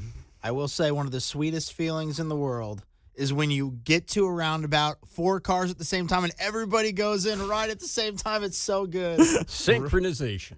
You like that? Feels like a movie or a sitcom or something. Yeah, touche. You get off on that idea of rolling through the roundabout with 4 other cars? Love it. Oh, that's something I don't really think about either way. Wow, there's a lot of passion around this roundabout deal. I go through way too many. Well, you got I'm more. with Mark. Yeah, you got more in your part of town than I do. How about that? Okay. All right.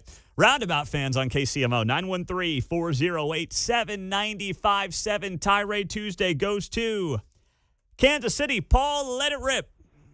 Hey, Pete. Yeah, my tirade's Jackson County legislator just announced last week they're going to hand out the $70 million plus in COVID money from 5 years ago to these leftist non-government organizations. What a sham that is. That just irks me so much that our money's going to be – they're going to show up with these bags and they're going to load them full of cash to these leftist organizations to go out. And there'll be no accountability. The new county executive will never tell anybody, well, where'd that money go? What's the end result? What's our return on investment? That's just a sham, that COVID money. Yeah, I mean, it was a sham 5 years ago. It was probably the biggest mistake of Trump's first term was just approving all that COVID money because it was going to a lot of bad people with bad causes. That's right. There That's you go. right. Thank you very thanks, much. Pete. Appreciate it, Paul. Carl, Independence, go. Oh, hi, Pete. Hey, Halloween is my holiday, but it really bothers me when the kids come up, and they've got these nasty little plastic bags like you get at at the grocery stores or Walmart or somewhere, and half of them have a hole in them. The kids are trying to keep all their stuff in it. And the next day I'll find their treats up and down the sidewalk in front of the house where they've lost it.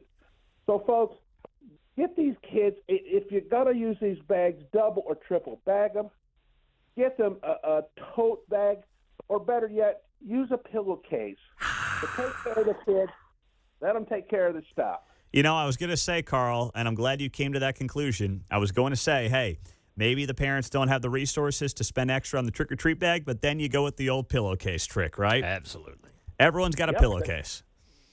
They work every time, and they're great. Yep, they do. They do. And if you got a hole in your pillowcase, then you got a bigger problem. So there you go. All right, that's a good one there, Carl. I agree. Take care of the kids on Halloween and make sure they get their treats. Thank you. You bet. Thank you very much there, Carl, in Independence. We went to some trunk or treats this last weekend, and now we have enough candy to pass out at our own front door. So that's nice. Mark, you are always thinking of the angle, aren't you, big guy? Aren't you? Resourceful. Oh, my goodness. All right, Chuck Harrisonville, go. Yeah, my tirade is people with personalized license plates that they only know what it means. Yes. Thank you. That is great. I love that. That's outstanding, Chuck. That's it. That's it. Hey, no, that's a good one, man. When we got one of our vehicles here a couple of years back from our friends over at Volkswagen Lease Summit, Kate asked about the personalized license plate. And I was like, no, please, I don't want to be that guy. I'm not a personalized license plate guy. I can't stand it. I'm with Chuck. They're fun like a jumble puzzle when you're sitting at the intersection where you can't figure it out. You go, what's wrong with you? What the heck is that supposed to be? It's kind of cool, like the guy who got, let's say, like Chiefs fan 1 or something like that. Right. Where it's pretty obvious, and he's probably had it for 30 years. Mm-hmm. That's kind of neat. I'll give a guy that. But someone who's got a personalized license plate that means nothing to anybody outside of the driver, like just get a license plate that's ABC123 and let's move on with our day, please. My goodness gracious. That's a good one by Chuck. I like that. He's going to get me going now on personalized license plates. You try to figure out one of those in a roundabout. Yeah, that's how you get into an accident. That's how someone gets, rear-ended. And that's where the Tarzan guys on TV start going nuts. That's where they make their money. Now, you want a conspiracy theory. The huckster personal injury guys love personalized license plates because it distracts drivers and it gets them business. Yep. And now it all comes full circle to the roundabout. No pun intended. Tirade Tuesday is wrapped up. It is 8:44 on KCMO 95.7 FM. We are always streaming on our KCMO Talk Radio app. Now, I'm going to weave Tirade Tuesday into this next conversation. Somebody has just been getting killed since losing their job in the last few days, and I'm not sure I've ever seen anything like it. I've got those details next.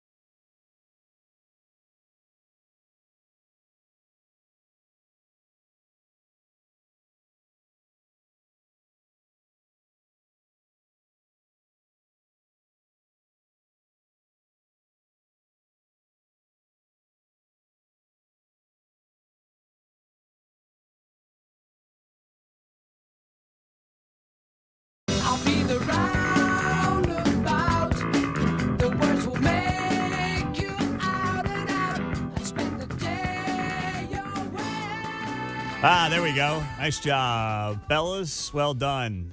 Well done. Digging into the roundabouts here on KCMO Talk Radio 95.7 FM. We are always streaming on our KCMO Talk Radio app. That take you back there a little bit, John? A little side story about that. I heard that song on the radio when I was about 14. The song was older than that, but the DJ, Johnny Rowland, said, "Hey, I used to play that when I went to Baker University." And I thought, Baker University? Maybe that's where I'll go to be a radio guy. How old is Johnny Rowlands? That's the real question I have after hearing that story. No, he's older than we are. Well, a lot of people are older than me, but, Yeah. He's older than you. Clearly, if you were 14 listening to him spin... he was pretty new on the radio Oh, he at that was. point. But Okay. still, yeah, he's got us by a couple of years. Well, and he's in that camp with Kelsey Grammer and Pacino and those guys. I think he's got some little competing kids in the senior division. Oh, yeah. He's hanging in there. Doesn't have those guys coined, but he's doing okay. Made a great career for himself here in Kansas City. How about that? All right. This has just been unbelievable to me over the last few days. Not even, really 36 hours. Huge news comes out of the college football world. LSU fires Brian Kelly. He's in his fourth year. He's getting $50 million to walk, and he is getting destroyed by a lot of people who either played for him or worked for him. And I have never seen anything like this, where people are just dancing on the grave of a college football coach who is now out of a job. And we are in the midst of a crazy college football coaching carousel, but this is next level. So this was posted yesterday, and I forgot about this story till I saw it resurface yesterday. Writing here about Brian Kelly. As people look back on his career, it's worth remembering one of the darkest moments under his watch at Notre Dame, where he was before he went to LSU. 15 years ago today, meaning yesterday, 20-year-old student videographer Declan Sullivan was killed after the scissor lift he was filming practice on fell in 50-mile-an-hour winds. Brian Kelly chose to hold practice outdoors that day despite dangerous weather warnings, and the lift was not supposed to be used in winds above 28 miles an hour. This poster writes here, Olivia Cleary, she is a sports reporter, writes here, so many people go into building successful programs, whether it's football, volleyball, or any other sport. And it's important that schools everywhere continue to prioritize their safety and well-being. They truly make a huge difference.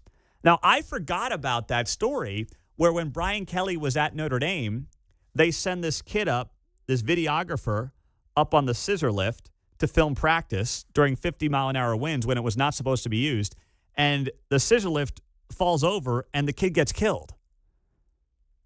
And I feel like that story, I was working in sports media at the time, and I just feel like that story just kind of went away, Mark. Yeah, I remember when it happened, and I was surprised that he survived that. Brian Kelly. I was like, no, the kid didn't survive. No, it. yeah, Brian Kelly. I know, which goes to show you all anyone cares about in this sport is winning. That's it. There was also this post that stood out to me last night, and this comes from Kyron Lacey's father. You may recall Kyron Lacey, young man who he took his own life, right? That's his backstory. He took his own life, and he was involved in a high-speed crash that happened after his time at LSU.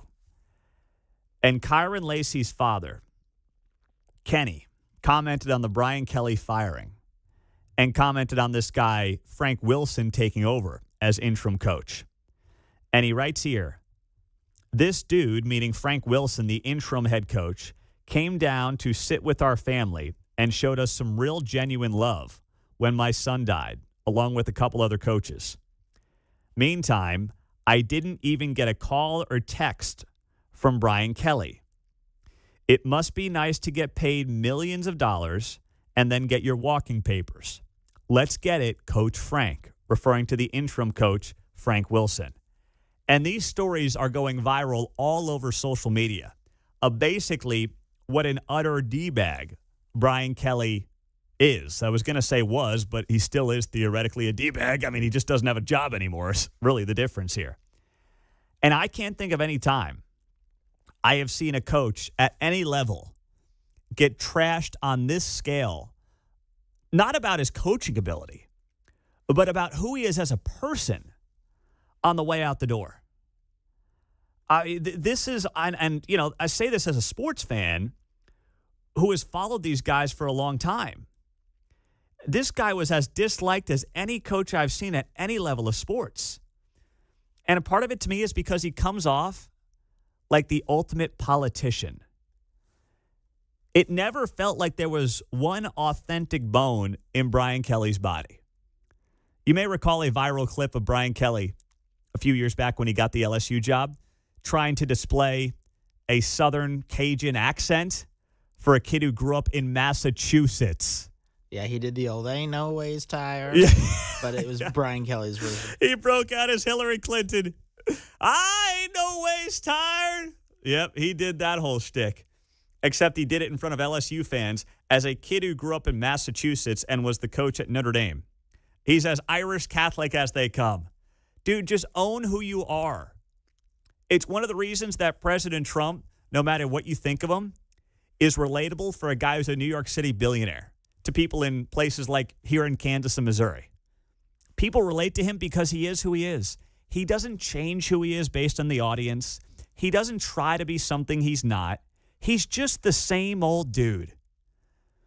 And in a world where people just can't embrace who they are, don't want to embrace who they are, think they have to be someone they're not, they go on different radio shows around Kansas City and put on different accents depending on who they're talking to. No one likes that. It's transparent. People can see right through it. Own who you are, embrace it, love who you are, and then let the chips fall where they may. And Brian Kelly is a quintessential example of somebody who can never do it.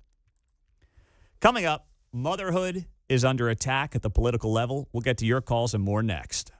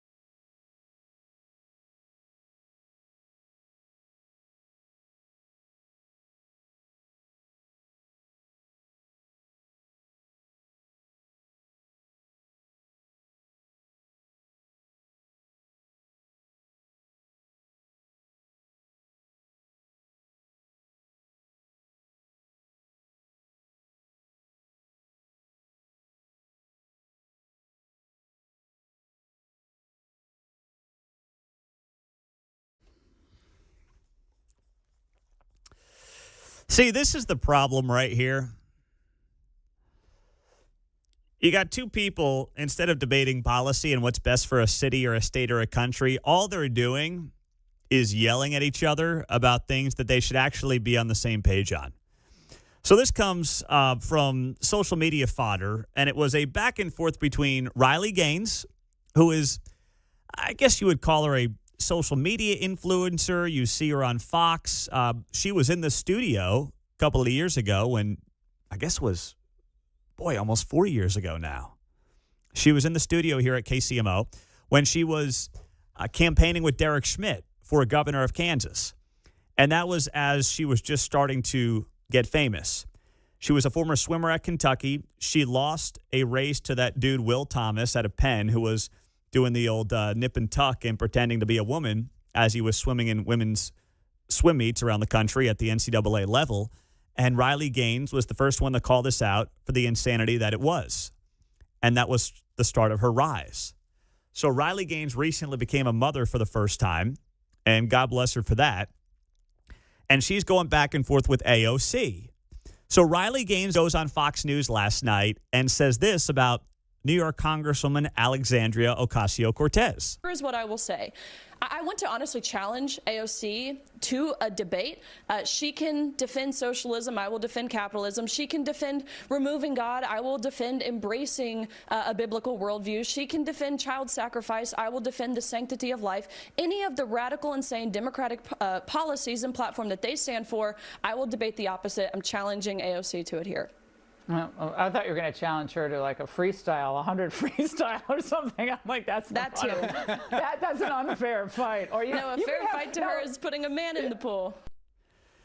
So she says, hey, I want to challenge her to a debate. Capitalism versus socialism, a biblical worldview versus obviously more of this atheist socialist worldview that AOC and many others have.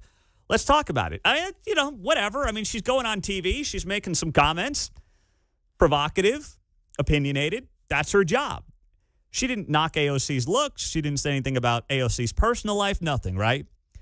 Well, this clip on social media gets traction last night. Riley Gaines shares it. And Alexandria Ocasio-Cortez has the audacity to respond to it, saying, and I would like to challenge this person to get a real job. Nobody in Congress should suggest that anybody else doesn't have a real job. I thought it was just me. No, it's not. That's the first thing here. You are in Congress. You do nothing. Literally nothing. You are not working right now and collecting a paycheck. If there is ever a time when, by the way, air traffic controllers aren't getting a dime, other government employees aren't getting paid, Congress is getting paid. If there's ever a time to not use that zinger when you're a member of Congress, it's literally in the middle of a government shutdown when you're getting paid for not working and other people aren't.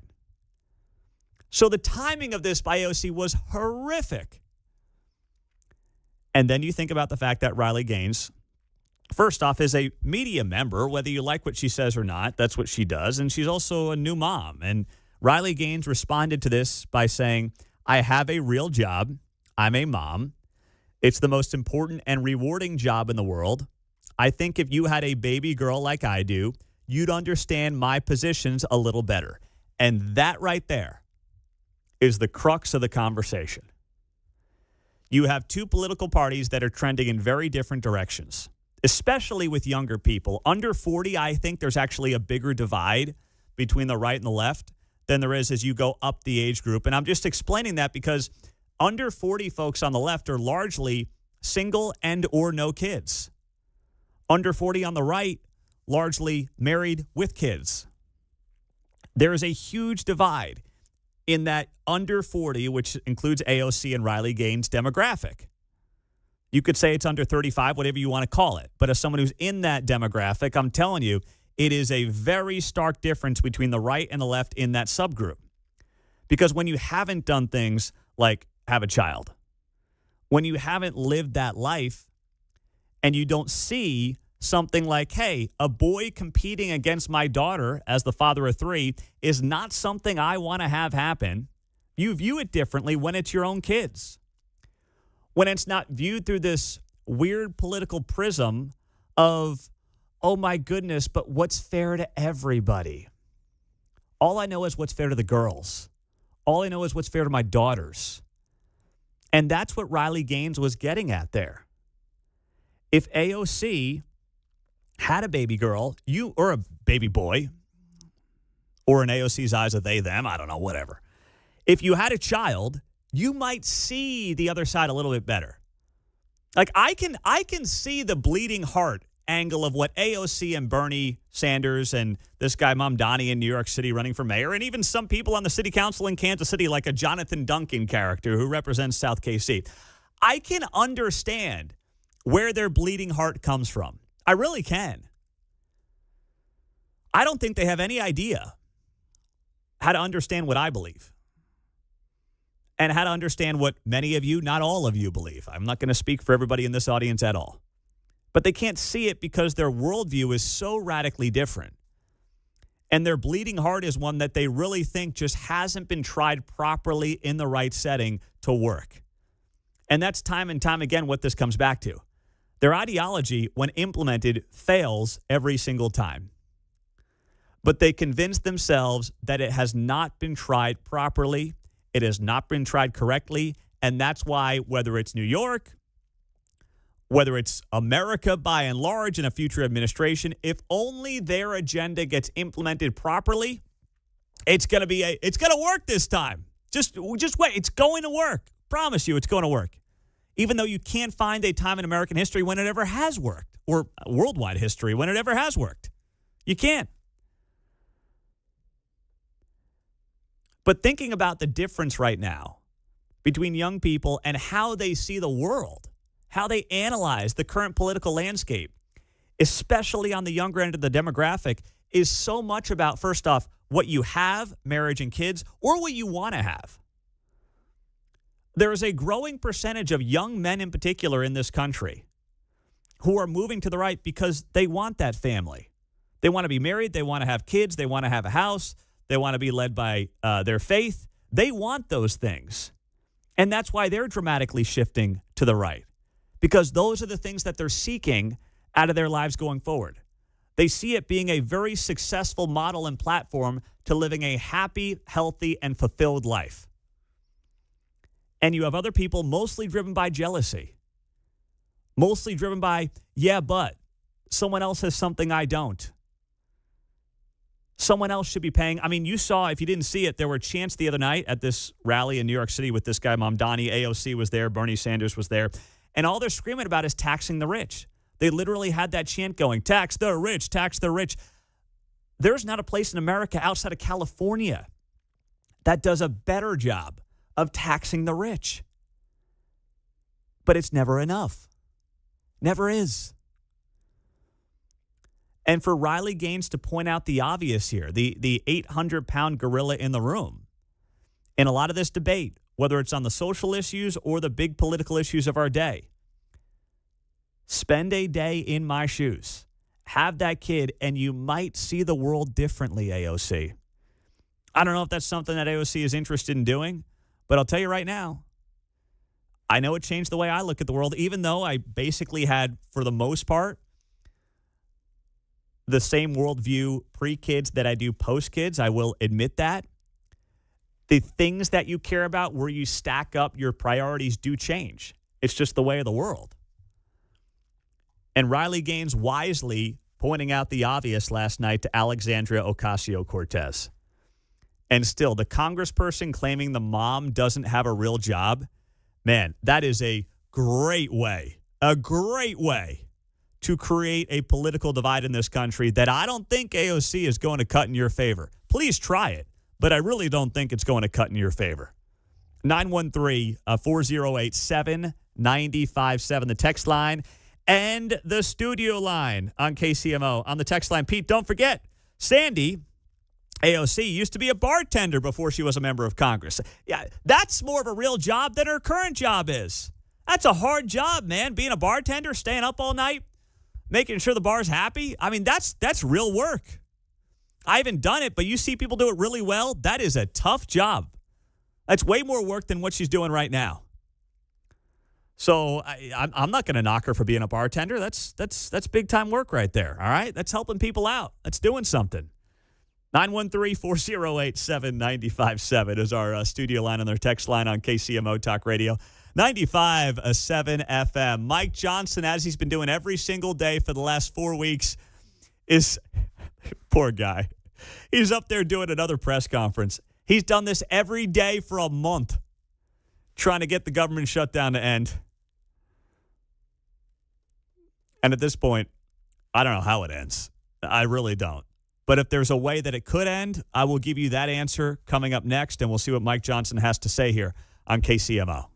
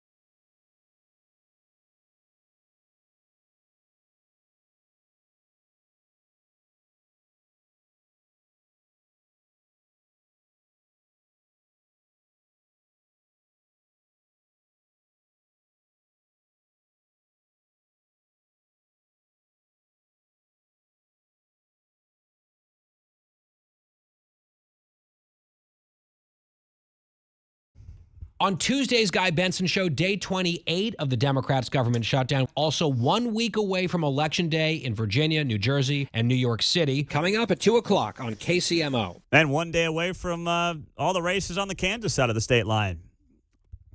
I know it's not the sexiest thing in the world. We're not going to be doing deep dives on it, but Overland Park Mayor's race, you heard from both candidates yesterday and then again this morning from Faris Farrisati, the challenger. And to me, the big question is, do you want the Royals in Overland Park?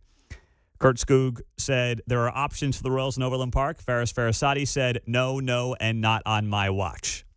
Now, as we hit day 28 of the shutdown with no end in sight, Mike Johnson just wrapped up a press conference this morning, as he's done each and every day at 9 o'clock Central Time, to basically share an update. And the update is basically nothing because there's really no update. So he's basically using the bully pulpit to try to shame the Democrats in the voting for the continuing resolution, which there's no evidence to suggest is going to happen. But this came from Mike Johnson yesterday during this press conference. I thought it was pretty strong. Now, every Republican in Congress wants to stop this madness desperately. And we have voted many times, over a dozen times, collectively 13 times, to reopen the government, to keep it open and reopen it once the Democrats closed it. But here's the very simple and important fact that no one should forget. We have no ability. Republicans do not have the ability to do this on our own. It's a simple math problem. We need Democrats to help. You need 60 votes in the Senate. We only have 53 Republicans. The Democrats are the ones voting repeatedly to shut down the government. But they're not opening it back up. They spent most of their time trying to distract the American people from the very simple truth. It's really that simple. That's it. So you would think the people who are going to No King's protests would realize if we had a king, he would open up the government. And you would think that they would come to this conclusion of, wow, maybe we don't have a king because, look, the king wants to open the government and the king can't open the government. And then they would say, well, we should probably open up the government and then we can take the king to task and try to negotiate what we want when it comes to Obamacare subsidies or health care for, illegals or whatever it might be through actually the process that is in place in the Constitution. You would think that we would put all these very obvious things together and come to, well, the conclusion that I think most people with common sense are coming to. But that's not happening right now in our political climate. And now we're staring down the barrel of the possibility of not having food stamp monies go out to those recipients. And once again, you would think that the people who claim they're fighting for the little guy here would want food stamps to go out to food stamp recipients. But that may not happen coming up on November 1. And to me, the big story here is how we ended up with 40 million people on food stamps. That's more than 10% of the country. It's pushing 15% of the country that is just getting a check from the government to go buy their food. Now, I know that grocery prices have gone up tremendously the last few years, 20, 25% across the board over the last half a decade. It's a major problem. But you want to talk about something that artificially inflates the price of groceries? I would argue it's the food stamp program. Think about what's going on here. The federal government is subsidizing groceries for 40 million people. That very obviously drives up the cost. So think about it. You've got the increase in the cost of groceries, which is happening just because of inflation over the last few years. So then we contribute to it as a government by saying, well, people can't afford this thing anymore that they need to survive. So what do? Well, let's subsidize it with more government money and not really have a great system of checks and balances. And listen, you talk to anybody who's been on the food stamps program. I know someone who's been on it. Good friend of mine was on it a few years back. He couldn't get off it. He was like, hey, I'm working. I don't want this anymore. I don't need it. And they're like, no, you're good, man. You're good. Please, just keep taking it. It's fine. I've heard the same. I mean, you can't get off the darn thing. We've had callers say that. Yes. Too, yeah. So what do you think happens to the price of food when the government is artificially funding the entire system? It drives up the price, and you're paying for it through your taxes. So you've got the government stealing from your paycheck, giving it to recipients of food stamps, and I'm all about a safety net, but you can't convince me that 40 million people need it. And then when you go to the grocery store, you're paying more because your tax dollars are being taken out and given to other people for the same thing that you're competing against them for, which is food at the grocery store. I mean, it's infuriating when you actually put it into that perspective. And that's the system that we've got in place right now. And I'm not convinced that Republican leadership is going to be able to put this all together and have this debate if we get there in November and food stamps aren't going out. Mike is in Olathe. Mike, what's going on? Yeah, your point is so well taken. It's just like everything that's free, like Mamdani housing, it's going to make everything else more expensive. Healthcare, when you subsidize people that don't need it, it becomes more expensive. Everything is that way. So you can have a VAT tax like they do in England, where they have socialized medicine, where I grew up and lived. And then you've got a 20 and 30% VAT tax on top of everything you pay when you go buy stuff. That's where we're heading. And it's almost like the mainstream media doesn't want to talk about the truth that Mike Johnson mentioned. So people are ignorant and they just go along. And so how does the message get down to the masses so that we can not go that direction? Because just like you said, we are heading there. And I don't know if the Republicans are going to be able to overcome it, because it's like an en masse movement right now, and it's gaining strength, especially in New York and other places. It is. I mean, there's a case to make against things like rent stabilization. My brother lives in Boston, and he has had rent stabilization before he moved into his new place for several years. And that housing market is as jacked up as any place in the country. It's one of the most expensive places to live. New York City has this rent stabilization as well.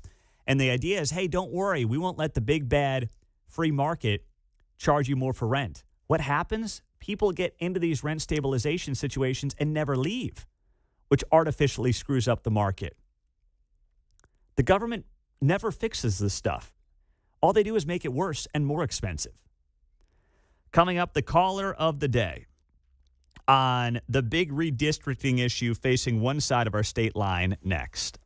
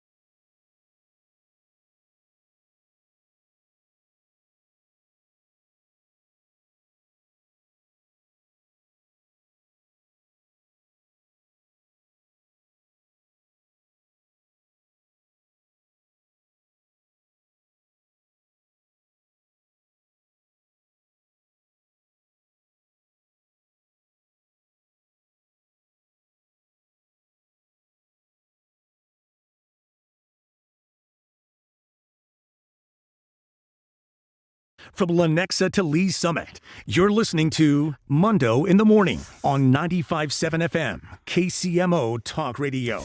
Big news in Kansas broke yesterday after we got off the air, and it was the fact that the Kansas Senate announced that it has the signatures to go into a special session to redistrict the state of Kansas. This would theoretically make Sharice David's district more red and make it a more competitive district for the Republican Party. Because right now, Sharice Davids, one of 4 Congress members in the state of Kansas, has a lock on Johnson County, which means she has a lock on the 3rd district. So just like Missouri did, trying to squeeze out old Emmanuel Cleaver, you mustard moo. You will see the same thing potentially happen in Kansas. But first, they've got to get a supermajority in the House, because Laura Kelly's not going to call the special session, the governor. So they've got to get a supermajority of the state Senate and a supermajority of the state House to agree to go to a special session next month in Kansas to redistrict. The Senate has the votes. The House does not have the votes yet. And from what I hear, it is 50-50 right now as to whether or not the House can get the votes to go back to a special session. And it's not just some moderate Republicans, it's also some conservative Republicans who don't want to go down the road of redistricting right now. And this conversation led to our caller of the day. Hello? It's the Mundo in the Morning Caller of the Day on 95.7 FM KCMO Talk Radio. 913-408-7957. Libby, you're on KCMO. What's going on? Hi there, Pete. I recognize that governor's voice. But anyway, do you suppose that the reason they're hesitating in Kansas might be hesitation because of what happened with this Cleaver person when he was ousted? They don't want the NAACP to come down on them? It was a great question from Libby. And it's not what I think is motivating some Republican holdouts to not redistrict Kansas. I think what it's really about is that there are some Republicans who are good conservatives in Johnson County who have been able to win re-election in a bluish area of the state by saying, yes, I'm a conservative, yes, I'm a Republican, but they're able to distance themselves from Trump and basically talk about the local issues in the state of Kansas. And if they go ahead and redistrict, let's be honest, the smart talking point from the Democrats in Kansas will be they're just doing Trump's bidding. So what does that mean for their political prospects? What does it mean for the supermajorities in the Kansas House and the Senate, which a lot of those seats are here in Johnson County? As blue as Johnson County is, there are pockets of it where Republicans have been able to hold on to power in parts of Overland Park and Leawood and Olathe. So they're not, you can look at it and say they're just worried about themselves, but I think they're also worried about that supermajority, and they're worried about what it would mean for the Kansas governor's race next year. If Democrats have this windfall of enthusiasm going into this governor's race next year, which is not a presidential year, which means less people are going to go out there and vote, then what does that mean for the Democrats' prospects?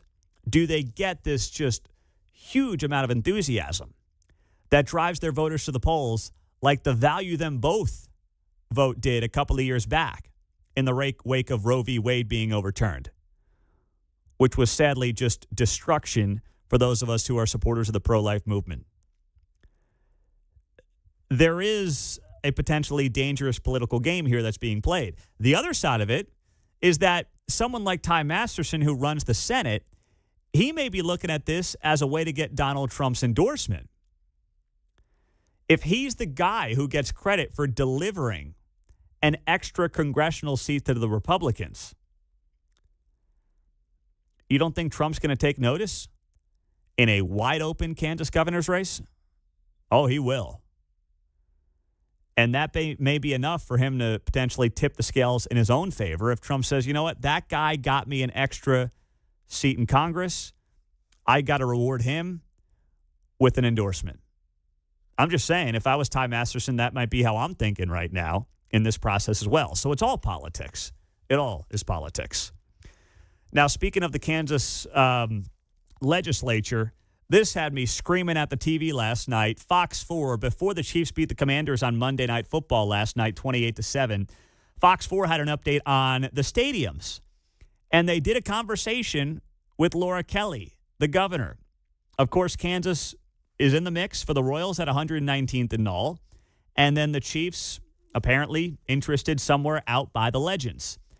And Laura Kelly, lying through her teeth in this conversation with Fox 4. Governor Kelly says she does not think it's fair to Kansans to get into a type of bidding war approach to economic development. So, you can be sure that, we've done a lot of economic development deals in the time that I've been governor. And we have vetted every single one of those to ensure that if we're going to invest this kind of money, we're going to get a heck of a return on that investment. Boy, if you want to look up rewriting history in the dictionary, it's Laura Kelly claiming that she is not trying to get into a bidding war with the state of Missouri over the Chiefs and the Royals. Let's be clear. Kansas started the bidding war. And they did it under this lie of, well, we don't want them going to Nashville. We don't want them going to Austin. We would hate to see them go to Omaha. I mean, I'm just making stuff up at this point because that's how ridiculous it was. They do. Yeah. That's exactly what they did. Mm-hmm. They tried to play it as, we're just here to play the backstop. We're here to help if the region needs it. No, there was no help that was needed. You got into the bidding war. There was no bidding war at all until Kansas a year and a half ago went back into a special session and decided they were going to offer star bonds to the Chiefs and the Royals if they came to Kansas, which they're allowed to do. I'm not saying there was anything there that was wrong or illegal or anything like that. They're allowed to do it, but they were clearly bidding for the team with the taxpayers' monies. And then Missouri had to respond. And Missouri had to go to its own special session earlier this year and pass basically money that the state will now give back to the teams to pay off the bonds on whatever project they're looking at. So now the Missouri taxpayer, no matter what, is losing money out of this. If the team goes to Kansas, all that money goes away. If the team stays in Missouri, that money goes back to the team to pay off their bonds. Kansas created a bidding war. And whether you like that move or not, whether you want them in Kansas or not, that's not the point here. Kansas started a bidding war for the teams. And now Laura Kelly saying she's not going to get into a bidding war is as disingenuous as it gets and is a complete and utter lie. And the fact that now she's playing this card of we're not getting into a bidding war tells me and signals to me that Kansas may be behind the eight ball when it comes to landing either or both of these two teams. Where now the off-ramp can be, well, we didn't want to, we were looking out for the taxpayer. We didn't really want to, screw over the taxpayer. It was just getting too much. Let Missouri have them. They got fleeced. We're just kind of doing what's in the best interest of the little guy here. But if Missouri wants to play that game, we're not getting into a bidding war. That's what it sounds like to me the governor's laying the foundation for. And it's a complete rewriting of history of how we got to this place to begin with. And, if Fox 4 wants to give her the platform, I'll try to get her on the show, but you can't give her the platform to say that and not push back on that because that is such an absolute, utter lie from the governor of Kansas. You wanted the bidding war. You embraced the bidding war. You even said, as she did at the time, that the border war didn't apply to the sports teams. You were making up laws and rules around the border war that fit your side of the state line, which, once again, is fine. There was nothing that said you couldn't break the border war truce, but you broke it, made up rules around it, and now you're saying, we don't want to bid over it. We don't want to get into a bidding war. Stop. Spare me. 913-408-7957. Text line and studio line on KCMO. Oh, my goodness. We'll wrap up the show with you. Got Keatsman back on a Tuesday morning, rainy Tuesday across Kansas City on 95.7 FM.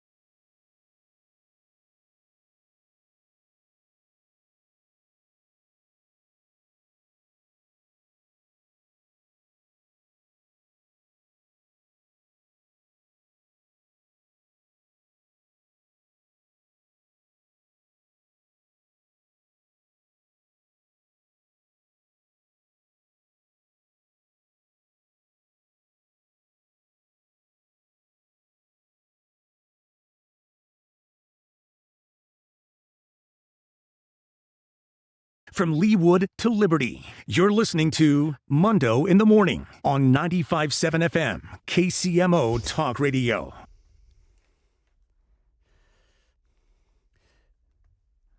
Just went to our friend Tony's KansasCity.com. Great blog here in Kansas City covering all the top stories that you are not going to get in many cases from the Kansas City Star. And back-to-back stories here. One with us, one with one of our former colleagues. First, Tony, kind enough to write here this story. Overland Park Mayor Skoog dodges Pete Mundo stadium questions. So Tony has picked up on our interview yesterday with the mayor of Overland Park, Skoog, who is on the ballot seeking re-election 1 week from today. And if you missed it, I asked the mayor a very simple question. Does he support the Royals picking his city, Overland Park, as their new home? And it got a little testy. I know you prefer them downtown, but if the Royals say they want to be in Overland Park, is that something you would try to move forward on, or would you say, I don't think this is the place for them? Yeah, we have multiple sites in Overland Park that could work for a stadium. So the key to understand is that a new modern baseball stadium is not Kauffman Stadium, right? It is not a 45 to 50,000 seat stadium surrounded by giant concrete parking lots, right? Where there's only two ways in and out, right? You either go to I-70 or you go to 435. I encourage people to go look at what modern baseball stadiums look like. That is not what they are, right? They're smaller today. They're surrounded by additional development that makes it more of an experience than just showing up at a baseball game. So we have places in Overland Park where it could work. We'll have to see what the proposal is, what it looks like. Does it work for the residents and the businesses of Overland Park? At the end of the day, that is the key question. But there's only one part being talked about, right? And that's 119th and Knoll, unless you want to break some news on this show and suggest there's another location getting interest from the Royals. There are multiple locations in Overland Park where a baseball stadium would work. Okay. And the 119th and Knoll location, do you think that is a good place for Major League Baseball? That's one of multiple sites that could work for baseball in Overland Park. I understand that, but that's not what I asked. Is it a good place for baseball in your opinion? That's my answer, Pete. Pete, I gave you the answer. Okay. All right. So the answer is you don't want to answer the question. You don't want to answer the question, just so I'm clear. No, Pete, I'm being very clear. You asked if that is a place where it could work, and I said there are multiple places where it could work. So I answered your question. And so would love to talk about the election coming up, Pete. That was Overland Park Mayor Skoog, who is seeking re-election next Tuesday. And what I thought was a very simple question. Do you like the idea, and do you support the idea of Major League Baseball at 119th and Knoll? And there was a non-answer answer there, John, is what you got out of that clip. I felt sort of mansplained to about baseball stadiums. Like, dude, I watch. I know. The stadium was built in the 70s as a complex. Mm-hmm. That's why there's all the concrete around it. It's for both stadiums. Yes. There's more than one way in, as we noted. And the same, the egress in Overland Park where you're proposing would be worse than what you're denigrating at the stadium. Exactly right. The notion that, hey, we'll have better ingress-egress in Overland Park than you have right now at the I-70 435 interchange? I mean, are you kidding me? I guess if you like the idea of people weaving in and out of neighborhoods in Leawood between multi-million-dollar homes to get home or get over to State Line Road to get over to the interstate, sure, that sounds great. Great. Love it. But pretty sure most people don't like that. So why would the mayor who wants to be reelected not be able to answer the question as to whether or not he likes Major League Baseball being played at 119th and Knoll? If it's not a top issue, as he told us yesterday, it's not something people care about, why can't you answer the question? Today we had on Faris Farrisati. He's running against Skoog. He's a big underdog, I'll readily admit. And I'm not getting involved in picking people in the race. But I asked him the same question. Do you support the Royals at 119th and Knoll? And he said, no, not on my watch. Greg in Overland Park, how about you? Hey, good morning, Pete. I wasn't really high in that location, although there's, you got Knoll, you got Rowe, you got Mission Road, you got a few different roads you can take to get out of there. But south on 169 Highway makes more sense to me if you're going to build a ballpark way in Overland Park for baseball. I do want to say about the report with Laura Kelly, there was also Mike Kehoe saying that the Royals or the Chiefs were more likely to stay at Arrowhead, and I think that's a bad move. Why would you turn down billions of dollars? I don't think that was why would you want to spend all that kinds of money to renovate Arrowhead? The main thing, if Clark Hunt's listening, the stadium doesn't win the game. It's the team. You can have a bad team and a good stadium. You can have a good team and a bad stadium. The team wins the game, whether they're in Arrowhead or in a new building in the Legends. So I'm all for the new building, having a new team. Well, on the flip side, wouldn't you say on the flip side of that, no one goes – I mean, after the first couple of seasons, no one goes to a game because of the stadium. Exactly. Yeah, but they would go for some new entertainment around the stadium. I think that would be a wise development possibility by the Legends with everything going on over there. So I like the fact that Ty Masterson is going to put a deadline, from what I hear, at the end of the year to make this team make their decision instead of just going back and forth, Kansas, Missouri, and letting the team just kind of waffle in the wind about what they're going to do. Greg, thank you. Appreciate it. Here's what I would say to that. You go to Kansas, yes, you're getting up to 70% of the stadium, potentially. That's the maximum, funded by Star Bonds. You're still going to be dumping in at least $1 billion of your own money.